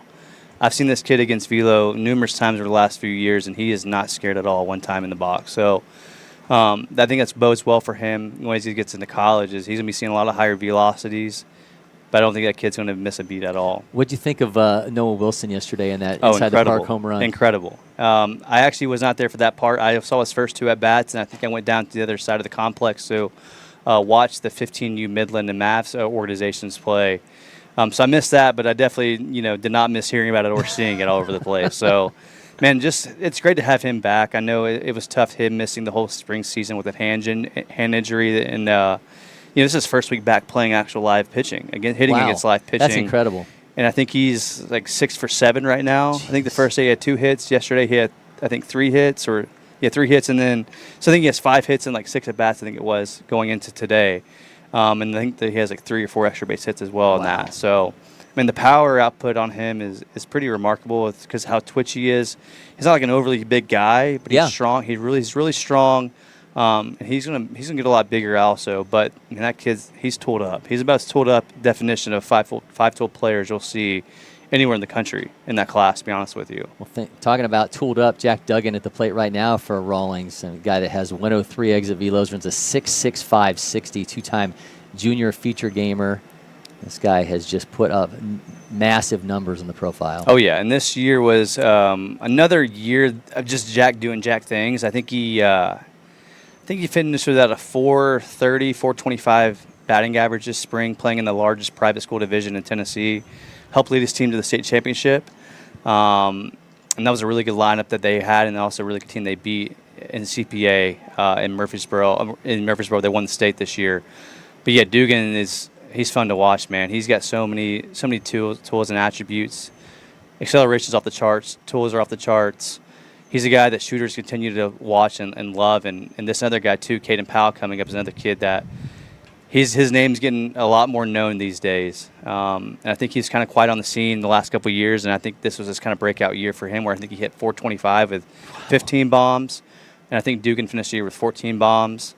But yeah, a lot of power output in these two kids, and with also the ability to hit as well. So yeah, another kid going to Kentucky, and man, I think a lot of these kids have a lot of future professional baseball endeavors that are going to be in their futures. You always wonder, though, with the guy who's the quarterback, and he's already on a major college's radar. So we're seeing this play out in the state of Ohio with Matt Ponatoski, who was here for feature games last year. He's one of the top. Was he a four-star quarterback from Moeller? Was he Moeller? Yeah, and now he's getting calls from Alabama and Oregon. Okay. And baseball doesn't seem to be quite in focus as much as it was before. Yeah, and I think it comes down to what does a kid love more? Yeah. You know, I think in this day and age, it's hard to do two things. It's hard to be a Bo Jackson in this day and age, man. And I think the talent has gotten so much better in both those areas of sports, of football and baseball. But to be that kind of caliber of an athlete speaks so much to yourself. And, you know, I think, you know, what does a kid want to do more? It's hard. I think there's a kid at LSU right now that's playing football and baseball. I think there's a kid at Ole Miss right now that's a quarterback for football that also is playing baseball too. So it's not like it can't be done. Amari Jefferson is a kid that is from Baylor that was at Alabama last year for football. But I know Tony V and Elander wanted him really bad for baseball. And now he's back at Tennessee for football. And I think, you know, I don't know if they've reached out to him about coming over to the baseball side of things, but even when I was at Tennessee, man, we had Josh Dobbs come over all the time and wanted to come play baseball each spring. So he would be on our practice field for the first month of February or January, wanting to be part of the team. How was he? He had good actions offensively. Velo was a little hard for him, you know, not seeing Velo in the fall playing just straight football. So coming in and seeing that was a little tough for him. But he's a great athlete, though. And I think he went to Marietta High School. And he was a great player, I think, in both baseball and obviously football. You see still playing in the NFL. But yeah, I think it's cool to see those kids where Caden Powell, man, I've talked to him a lot. I was like, you sure you don't want to walk on the football team at Kentucky? Because he's a freak athlete, man. He's so good too, from the highlights I've seen and what I've heard about him on the gridiron. He'll run guys over and also juke guys out of their shoes too. Yeah, it's interesting when you see like the video. You talk about not seeing Velo very much. That video of Russell Wilson. Yeah. Russell Wilson when he stepped in against Max Fried in spring training, and he hadn't played baseball for, you know, he ended up holding his own in that AB against Fried, but you think about not seeing Velo very much and then just jumping in against major league pitching like that. I mean, it takes a special player to play two sports. And I think Russell Wilson was a pretty good player at NC State too, from what I've heard and from what I've seen. And I think he played his first 2 years there he played quite a bit. Yep. So I think it's one of those things where you got to come in and you're kind of doing both from the jump and you're kind of getting used to it and seeing it routinely where, you know, obviously Russell Wilson hasn't seen baseball pitching in a number of years, but I think he's gone to spring training a couple of times here and there, right? I believe with the Rangers, wasn't he? Yeah, the Rangers. Did he do something with another team too, I thought? I think he did, yeah. But it's just incredible to think that you can be away from it that long and still jump in and come back and it's like riding a bike, you know, and you don't miss a beat. And that just speaks to some of these kids, you know, some of these guys' athletic ability and makeup, and you're kind of doing it for such a long time where, you know, it's something going out there and it's like they've done it their whole life, you know, in a lot of ways. So you're obviously in the midst of building out your feature games team right now. How much has the senior feature games kind of had to change your purview of everything going on to think, I'm going to keep my eye on this guy just in case something doesn't work out recruiting-wise? Oh, yeah. And I think that is going into this year, I think I have a lot better idea of kids and that kind of range of kind of for that team. because I was hired a little over 2 years ago. So a lot of these kids that I came in that were, rising 25s this year, or last year, I mean, you really get to see a whole high school prep career of them. You kind of got to see them 1 or 2 times, and or your 1 year, I guess, of a track record. So this would be the first year I've seen a lot of these 26s since they were freshmen in high school. So I think it bodes well for me to kind of actually make that team a little bit more of an idea of who's who and where they're going to play and all that kind of way. But yeah, I think going into this year, it's kids that maybe were on the fringe last year for future games. Those are the first guys I'm kind of looking at for this year for senior future games. And I think that's kind of going to be a trend that I may kind of keep going forward is kids that maybe are on the fringe this year, because this is the first year that we have kids that are not committed anymore. So you're going to have the full top 25 players in each class. Because I think last year you missed out on the Jack Dugans, Caden Powell, because they were already committed for a number of years. Yep. So you're going to have the true top 25 kids in each state more than likely now. And so now you're going to have those kids that would be going this year that they're not going because there's some other kids that already that aren't committed anymore per se. So I think that's only going to make that event that much more talented and better. I think, in my opinion, where you're going to have a lot of Power 4 schools over there, even watching them now. And I think last year we had a kid, Alex Bedford, that committed to Tennessee after that event. And I only got to see that kid a few times, but obviously his makeup was pretty, it stood out enough. Whereas, this kid can play somewhere pretty high level. And obviously Tennessee thought so too. But yeah, I think that event as a whole is only going to get bigger on our side of things, to be honest with you. And I think we're going to have that much more talent being on that side. And so I think it makes it hard, kind of hard to, who do I pick now? Yeah. And with the limited number of teams, and obviously, it's me and Alabama making one team together. So I think it's even harder to pick out, who gets 13, who gets 12. How do we divide arms? How do we divide who gets infielders, or if do you get 2 catchers, do I get 1 catcher? So that's something me and the Alabama staff's going to have to sit down and go through. But yeah, I mean, there's a lot of kids that are really talented that, for one thing or the other, they've slipped through the past year. But our goal is to help them still get that opportunity to be seen and give them exposure to have that dream still kind of fulfilled in their eyes. Producer Maddie, we can go ahead and switch over to just the one game on the Texas 12 and Rawlings Southeast Mavericks. Gotcha. But we've also got to the point where so many of these kids are falling through the cracks because of the transfer portal and everything going on. You could, and I'm not trying to lead Sean Duncan and company in anywhere towards rebuilding the feature games, but you could almost do away with the junior feature games at this point and put more of an emphasis on the senior feature games because there's so many kids that just aren't getting that opportunity. You're not wrong at all. And one thing I will say about the JFGs is it's fun for us as staff because we get to have a little competitiveness against other states, and I think we get a pair of Oakleys and all that. So it's like, there's something on the line for us. We want to win, and I think everyone else feels the same for their states. And, I think we did away with the rising 8th graders last year, first time. And so, I think having the senior games, it's going to be just bigger and better. And you're not wrong in that, and maybe getting rid of the younger guys because there's going to be a lot more of these kids uncommitted now with the transfer portal, and the classes are only getting smaller they're taking. Especially with the rule change going into effect fully last night, where this 34 hard cap. Yeah. And my understanding is I think you still can have a full deck of cards in the fall with roster spots, but I think by December 1st it's 34 hard cap. So that's going to make obviously selections a lot more severe and harder, and you got to be right a lot more now. You can't take 20 kids a class now and hopefully 4 or 5 of them hit. You better hit on a lot more kids now. I think on that side of things because they got to come in ready to play now. But yeah, I think with that being the new rule, you're going to see a lot more kids uncommitted because they're going to be more selective. But I think it's only going to make mid-majors that much more competitive. I think you're going to see a lot of those kids that would be going to bigger Power 4 schools now are going to be going to some mid-majors that are just going to elevate that whole thing, I think. So I think college baseball is in a great place. I know we've been kind of in a gray area with all this transfer portal stuff and kind of figuring out what's next. But I think as a whole, college baseball is just becoming that much more popular and that much more wanting to watch. That kids are wanting to come see those college kids now versus even the big leagues guys now. And I'll be interested to see what yesterday's ruling in the case between the NCAA and this settlement now with $2.8 billion in damages that'll be shared over the next 10 years. The fact that schools will now be able to directly pay players. Not every baseball program is going to be able to do that. But a place like Tennessee that sold out their season tickets in minutes. That's on the cards. Yeah, you would think that they would have 34 full ride scholarships. Yeah. And I don't know how long that's going to take into effect of getting all those Power 4 schools on the same page. I think it's like an opt-in thing from what I read. Yeah, and I think, what did it say, that there's going to be $20.5 million per school in 2025-26, and it's going to increase every year during a decade-long period. And I think 75% of that's going towards football. Correct. Yep. And then it's like 15 towards basketball, and then the rest divided between, other sports, baseball, tennis, soccer. But I still think you're in those big programs. You mentioned Tennessee and the Vanderbilts and those kind of big players in the Southeast. They got money coming in from donors all left and right. So I still think if there's not 35 full ride scholarships this year, I think there will be with NIL kind of combined in some form or fashion where they're going to make sure every kid's not paying to go to school anymore whatsoever. So I don't think kids at those programs will be leaving with student loans anytime soon. So I think there's good and bad to everything in this world, and you can look at the cons of there's a lot less spots now for kids to go to those schools and chase those dreams, but I think it's only going to elevate the talent toward these kids that are actually going to be playing professional baseball after college.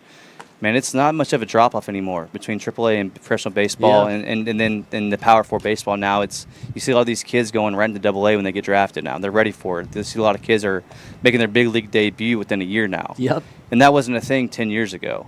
And so I think you're going to start seeing a lot of these kids that are leaving college that, I think Garrett Crochet was one of the first kids in maybe ever or since like the 60s that I don't think he played one minor league inning of baseball. Bob Horner, I remember, did it for the Braves a long time ago, but it is an absolute rarity. Yeah, and so, I think that was kind of maybe just breaking the glass ceiling of a lot of kids now. You may have a couple months in AAA or AA when you get drafted, and then you're in the big leagues. And look at a guy like Liam Doyle. Like, if he gets drafted by a contender team this year, who's to say they don't bring him up to put in the bullpen? Yeah. Because I think if you saw him last week against who was in the regional final, Wake Forest, coming in for 2 innings and just absolutely shut the door down, throwing 100 miles an hour, and that's pretty electric. And that's a kid that's obviously able to compete right now at that level. So I think you're going to start seeing more of those talents kind of play themselves into those roles a little bit earlier than later. As a guy who's been there and you've seen the college side of it, you've seen the minor league side of it, if you were talking to a kid who was potentially a high enough draft pick that he felt like whatever slot number he had was going to be met, but you have the chance to go to college, and college has become so competitive, but you have the NIL stuff in place, who knows what you can work out at that program. Would you advise a kid to go to the pros, or would you advise them to go get that college experience? I think it's different in some degrees of I think you're dealing with certain kids, because there's a lot of kids now, man, like I think if you're looking at the pitching side of things where you got a great arsenal, great arm talent, but the pitching needs some refinement in games. I think that's a kid that maybe needs to go to pro ball, because he's still going to pitch every 5 days regardless. Mm-hmm. He's still going to get his 3 innings in, his pitch count in. But if you're going to like a Vanderbilt or Tennessee or one of these big programs where you're in win now mode, it's going to be harder for you to see the field. Even though you have this arm talent that's incredible, you may just not be there on the pitching side of things to actually win a game for a team. That's in the win now mode, where that could be a kid that's probably more suited to go the professional route. But then you can see a kid also that's a talent enough to get drafted, but say he's going to get the same NIL deal with the slot that he's going to get drafted in. Why not go to college, get that money, also have a college experience, get some couple years of college degree knocked out, and go enjoy yourself, have fun? Because, man, college baseball is so fun to be part of. And the only time that you'd experience that kind of competitiveness is in the big leagues. And you kind of miss that out in the minor leagues, where it's much more, single, like person-oriented, and how your individual stats are accustomed to everyone else versus actually playing as a team and trying to win games. So I think, going and having that college experience is so valuable, and I think and you also make lifelong friends forever. Mm-hmm. And so I think it's different with each kid. Kind of depends on their situation and what they're kind of looking to do. But I think, man, like going to college is not a bad route as it once was versus going to drafting. You get taking the money and signing, I think, just because you can make that in college now. And plus you can get signed again and kind of double up on some money there, So I think these kids are in a good position, especially the higher-end kids that are going to be going to these schools and having the choice to be, between signing a professional contract or going to college. But yeah, it's made college baseball that much more fun to watch, as you're getting a lot more of these kids that are going to college now and actually are competing, and we're able to see those kids now at this level. And you see kids all the time now that are 5-6 years old that look up to college baseball players now. Yeah. Some in some ways more than professional baseball players now. Yeah, it's funny to talk about guys who are at a certain age where the first player that, especially here in Metro Atlanta, Dansby Swanson was the first player they gravitated to, but not because of his stuff, what he did here in Atlanta. It was what happened at Vanderbilt. Yeah, 100%, man. And you see that all the time, and you see with I'm blanking on his name here, the center fielder Drew Gilbert from Tennessee a couple years ago. You know, flashy kid, but you know the amount of kids that I ran into in Knoxville in the fall, if I'm going to a football game, that are wearing a Drew Gilbert jersey for baseball, it's incredible. And you start seeing all these kids are wearing baseball jerseys at football games now. So you're seeing a lot of those kids are coming up at Vanderbilt too with Nashville. Is they're fans of players at those programs now, more so than even fans of players that are in the MLB. And I think you're going to start seeing that more and more as TV deals get bigger, and you know, televised games are on much more of like a national like thing that's going on all the time, because you're seeing. I think today we have all those games are on ESPN today, and the regionals have been broadcasted at a higher rate. So I think you're going to start seeing a lot of these kids watch those games more and gravitate towards that. And I'm not saying it's going to overtake the big leagues or anything of that sort, but I think you're going to start seeing a lot of these college athletes become kind of like heroes or, you know, kind of idols in a lot of ways for these kids that are younger, and they want to be them one day in a lot of ways. Well, certainly big for the college game. Nathan Powers, by the way, is on the mound right now for Rawlings Southeast Mad Mavericks. We talked about big guys, 6'7", 257-pounder. In the depth of this 2026 class in Tennessee, he's 45th in the class, and we see up here looking pretty good on the mound right now. Yeah, and we got our first look at Powers this winter at our preseason All-State, and he was someone that I've kind of heard some things about through the grapevine. I think last year he was this size, but throwing 82, 83. Then obviously you look at the size, you're like, okay, that stands out immensely already. But now he's up to 89, and I think this winter we saw him up to 93 on the mound, which obviously is very loud. And so this kid's only going to refine the body. He's only going to get stronger, and he's obviously going to keep I think throw a lot harder than what he is throwing right now. But yeah, he was a kid that broke on our scene this winter, and we went and saw him a lot. I think I saw him 2 or 3 times this spring from Briarcrest High School, which is a really good powerhouse outside, actually out of Memphis. So that's actually home of Finn Waters, too. He pitches with him. That was on our future games team last year going to Texas. So another kid. Yeah, just a lot of kids, I think, left and right we're talking about that are just going to these big programs. That's incredible. Well, speaking of Judd Dowell at the plate right now for Texas 12's on his way to Texas A&M. So it's a tough matchup here for Powers, but he's looking awfully strong so far. Swinging a miss on that one. And I will say with Powers, too, thing that I think that's going to help him is he was a kid, like I said, that was 82, 83 last year. He actually relied on having to pitch. He didn't have this fastball that was up in the 90s. And so you're actually relying on more to actually get miss bats, miss barrels, get guys out without having to overpower them. And then you throw 89, 90 in there. It's going to help him out a lot more for his future, too. So I think there's a lot of big things coming for Powers, and I'm excited to see him this summer and what's going to happen for him. And he's another kid that we're looking at for senior future games. Just in like a deep loaded 26 class, and like I said, I think he was 45 or 46. I think we have him at. Speaks to the volume of how good of a class this is for our state of Tennessee in 26. Yeah, it's certainly a special group. Well, we're seeing a tie game right now between Texas 12 and Rawlings Southeast Mad Mavericks. We're going to take a quick break in studio. We'll be back with more from our MPI watch party. The Windscreen Factory, more than just windscreen. We're a full-service sports facility contractor. We manufacture windscreen for sports and construction, do fence repair and installation, and fabricate field netting and batting cages. In addition to manufacturing the products, we also install upon request. We make safety padding for backstops, rails, and walls, as well as full-service print shop with logo, branding, and signage capabilities. Please call us for a quote today.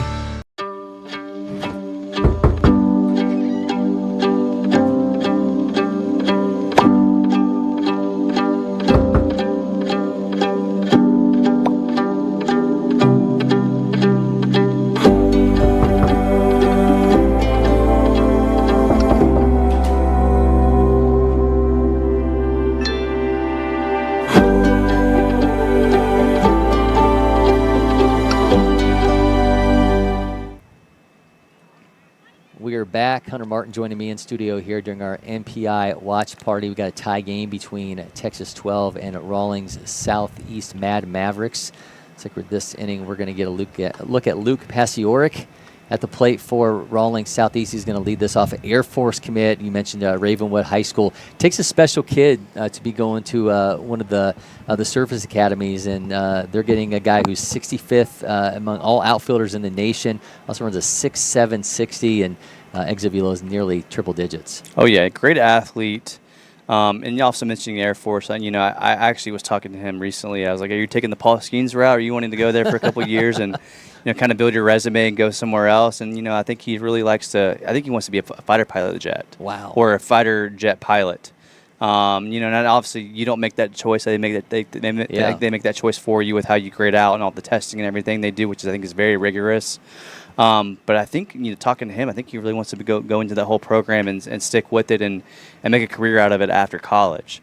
But great kid on it, great head on his shoulders, great family he comes from, and that's actually Brett Patork's older brother Luke, and that's actually a baseball family as a whole. So I think, if I'm getting this correctly, I think Dad played AAA baseball. He runs a strength and conditioning baseball kind of program in Nashville now for full time.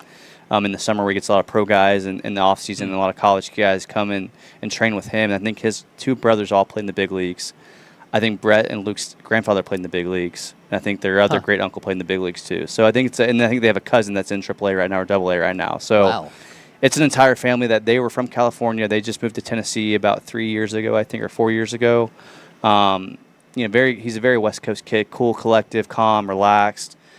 But yeah, they have a very big baseball lineage in that whole entire family, and they have a very high IQ playing the game. So it's been fun to get to know these two boys, and I'm excited to get to know Brett now even more as he gets going into his prep career, because he was fun to watch this year, man, for Ravenwood.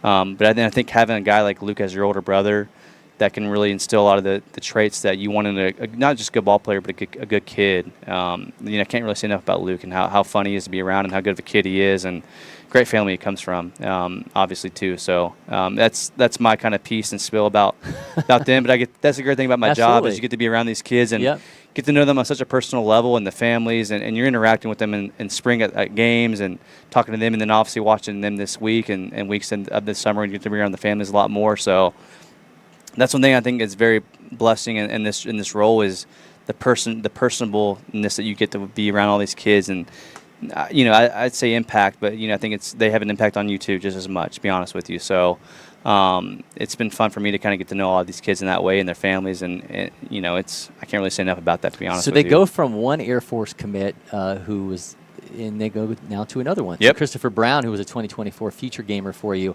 is now going to step in out of Brentwood. And another guy, 5'11", 209 pounds. These guys are put together. This is another California kid that moved in Tennessee, I think 3 or 4 years ago too. So he was having a great spring early in the year. I think he was off to like 4 or 5 home runs in the first 2 or 3 weeks of the season, and then I think he had a hammock bone injury that knocked him out for the whole rest of the way. So this may be like I think a second or third week back playing baseball, seeing live pitching routinely. Another kid that we really liked last year and kind of got to watch a lot, and he was like a no-doubter for us for future games last year. Great catcher, but I think he's a kid that can also play multiple other spots. Good athletic frame, strong kid. But yeah, I think he's a kid that's excited for Air Force, and I know last year talking with other programs, I think they were all excited about Chris and seeing him this summer and last year. So I think he committed. I think 2 or 3 weeks ago. I think it was announced, or about a month. I think less than a month ago he announced it. And I was like, man, if you wanted to wait, you can come senior future games again. So. But I guess some of these kids just want to get that kind of off their plate and kind of not worry about it as much anymore and kind of just be a kid and play baseball, to be honest with you, too. But I think that some of the schools that we saw guys latch on to after senior feature games changed the perception of that event. I think maybe guys looked at it and wondered who was actually going to come out of that. So Xavier Bartram out of Florida and winds up at West Virginia. Just saw a lot of guys who wound up, and he was at Super 60 as well.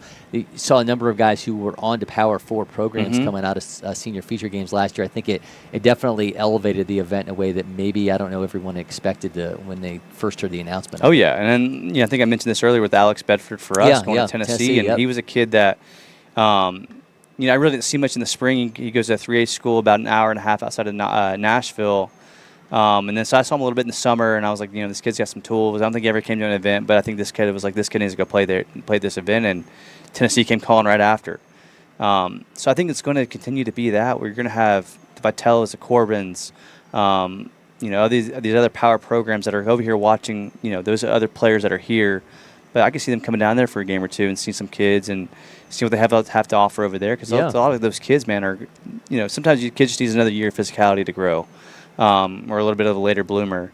So I think I think we're going to see a lot of these kids up to 90 or a little over 90 on this side of the field this year, with some power output in the bat for a lot of these kids too as well. Well, talking to so many kids that as he goes down on strikes, and talking to so many kids that are ranked within their states that kind of had this expectation that they were not going to go into their senior years without a commitment.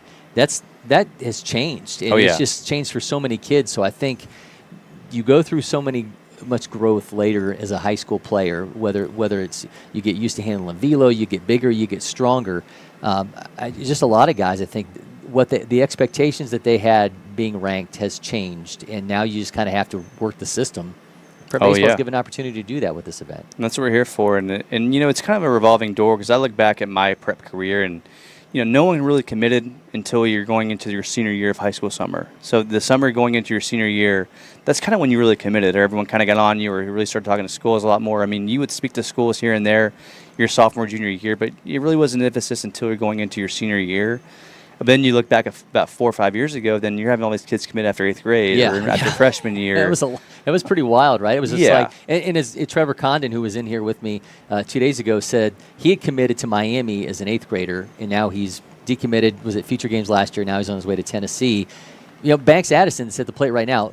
If this was 3 years ago, he would have been we would have already seen that. I know. Talking with Banks, I know there's a few Power 4 teams and some teams in the SEC that wanted his signature before that whole rule change went into effect. So they were trying to get him already kind of locked in before that whole thing happened. But luckily, I think he wanted to kind of just wait and see and kind of just be a kid and play ball, to be honest with you, where he didn't want to make that decision yet. And when I think as an 8th grader, as a freshman in high school, that decision's hard to make that young. You don't even know the coaches are going to be there in 4 or 5 years. And I think the way I look at it too is like it's no sweat for the teams, because if you don't pan out the way they think you're going to pan out, they can just let you go, and then that kind of screws you out a couple opportunities of being seen yourself. So I think the rule change has been for the best to allow these kids to just have maturity where it's not so much where having all these coaches come over and watching these 8th graders and actually following them, because they don't need that yet. Let them just be kids. Let them learn to play the game. Let them learn to refine their skills and develop that way. Where then when they're 26, when the time going into their senior year or junior year, they're a little more ready to handle that kind of exposure and that opportunity to make that decision.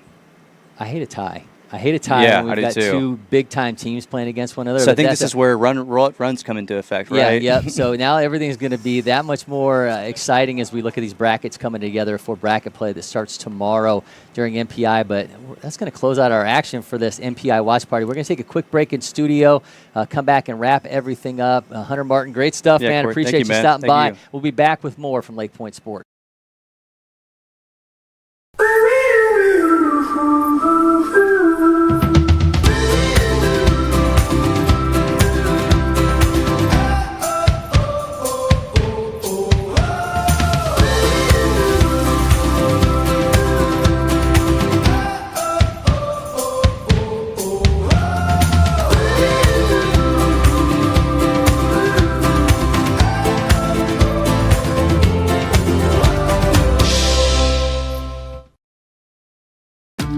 Windscreen Factory, more than just windscreen. We're a full-service sports facility contractor. We manufacture windscreen for sports and construction, do fence repair and installation, and fabricate field netting and batting cages. In addition to manufacturing the products, we also install upon request. We make safety padding for backstops, rails, and walls, as well as full-service print shop with logo, branding, and signage capabilities. Please call us for a quote today.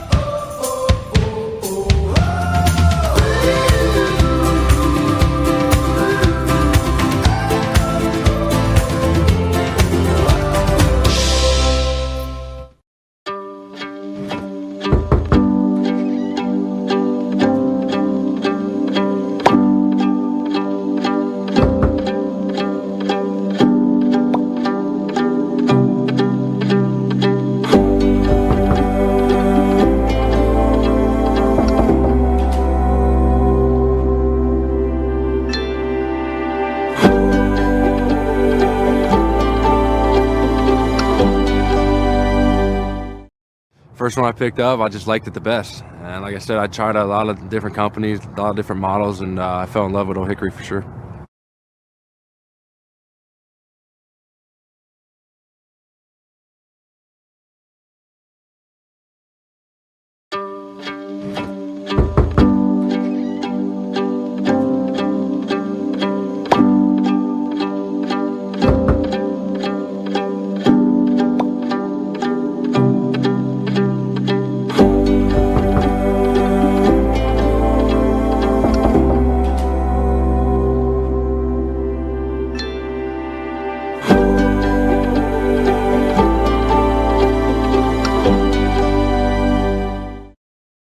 Hot summer days call for cool adventures in Cartersville, Museum City. Beat the heat indoors with jaw-dropping exhibits at Tellus Science Museum and the Savoy Automobile Museum. Hit the water at Terminus Wake Park, kayak the Etowah River, or head to Lake Allatoona for fishing, boating, and unbeatable lake days. When the sun sets, head downtown for live music, delicious eats, and local flavors. From family fun to date nights, summer memories start here. Plan your trip today at cartersvillemuseumcity.com.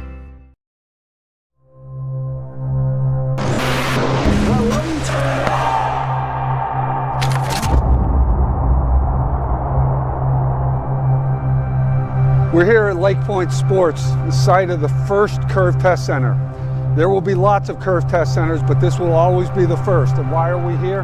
Here for a couple of reasons. One is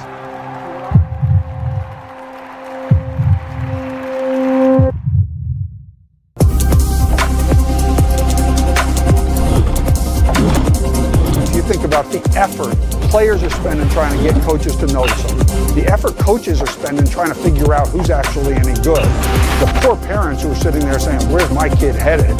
This is the answer for all that.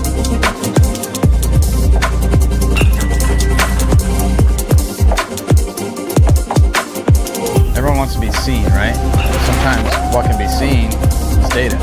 So it's hard to get in front of coaches at all these programs at once, or even the school you really want to go to. So using data helps us a ton. And as long as it's reliable and there's something that can give us better information with the small sample size is what we're looking for.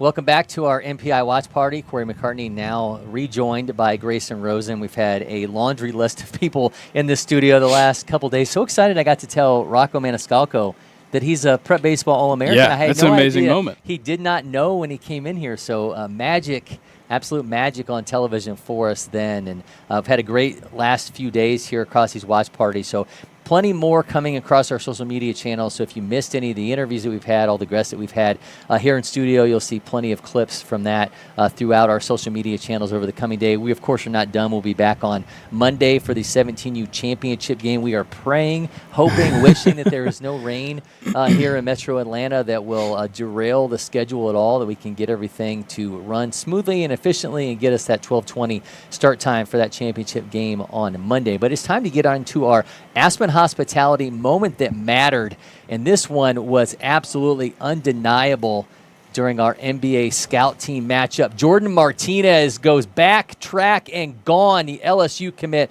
out of Trinity Christian absolutely hammered this, part of a 10-run inning for NBA scout team. Yeah, this was an absolutely massive moment, and on top of it, it's the second time he came up in that inning. So you go into this inning 1-0 up, and maybe you're not really feeling that great about how things are going, but they just keep it rolling. The first 2 batters walk. They get 2 outs immediately after that. And then with 2 outs, they score all 10 of those runs in that inning. It was amazing, and shout out to Jordan Martinez for putting a little pop into that one. If you were a pitcher in this tournament, which lineup would you least like to face between USA Prime Aces, the San Diego Padres scout team, and NBA scout?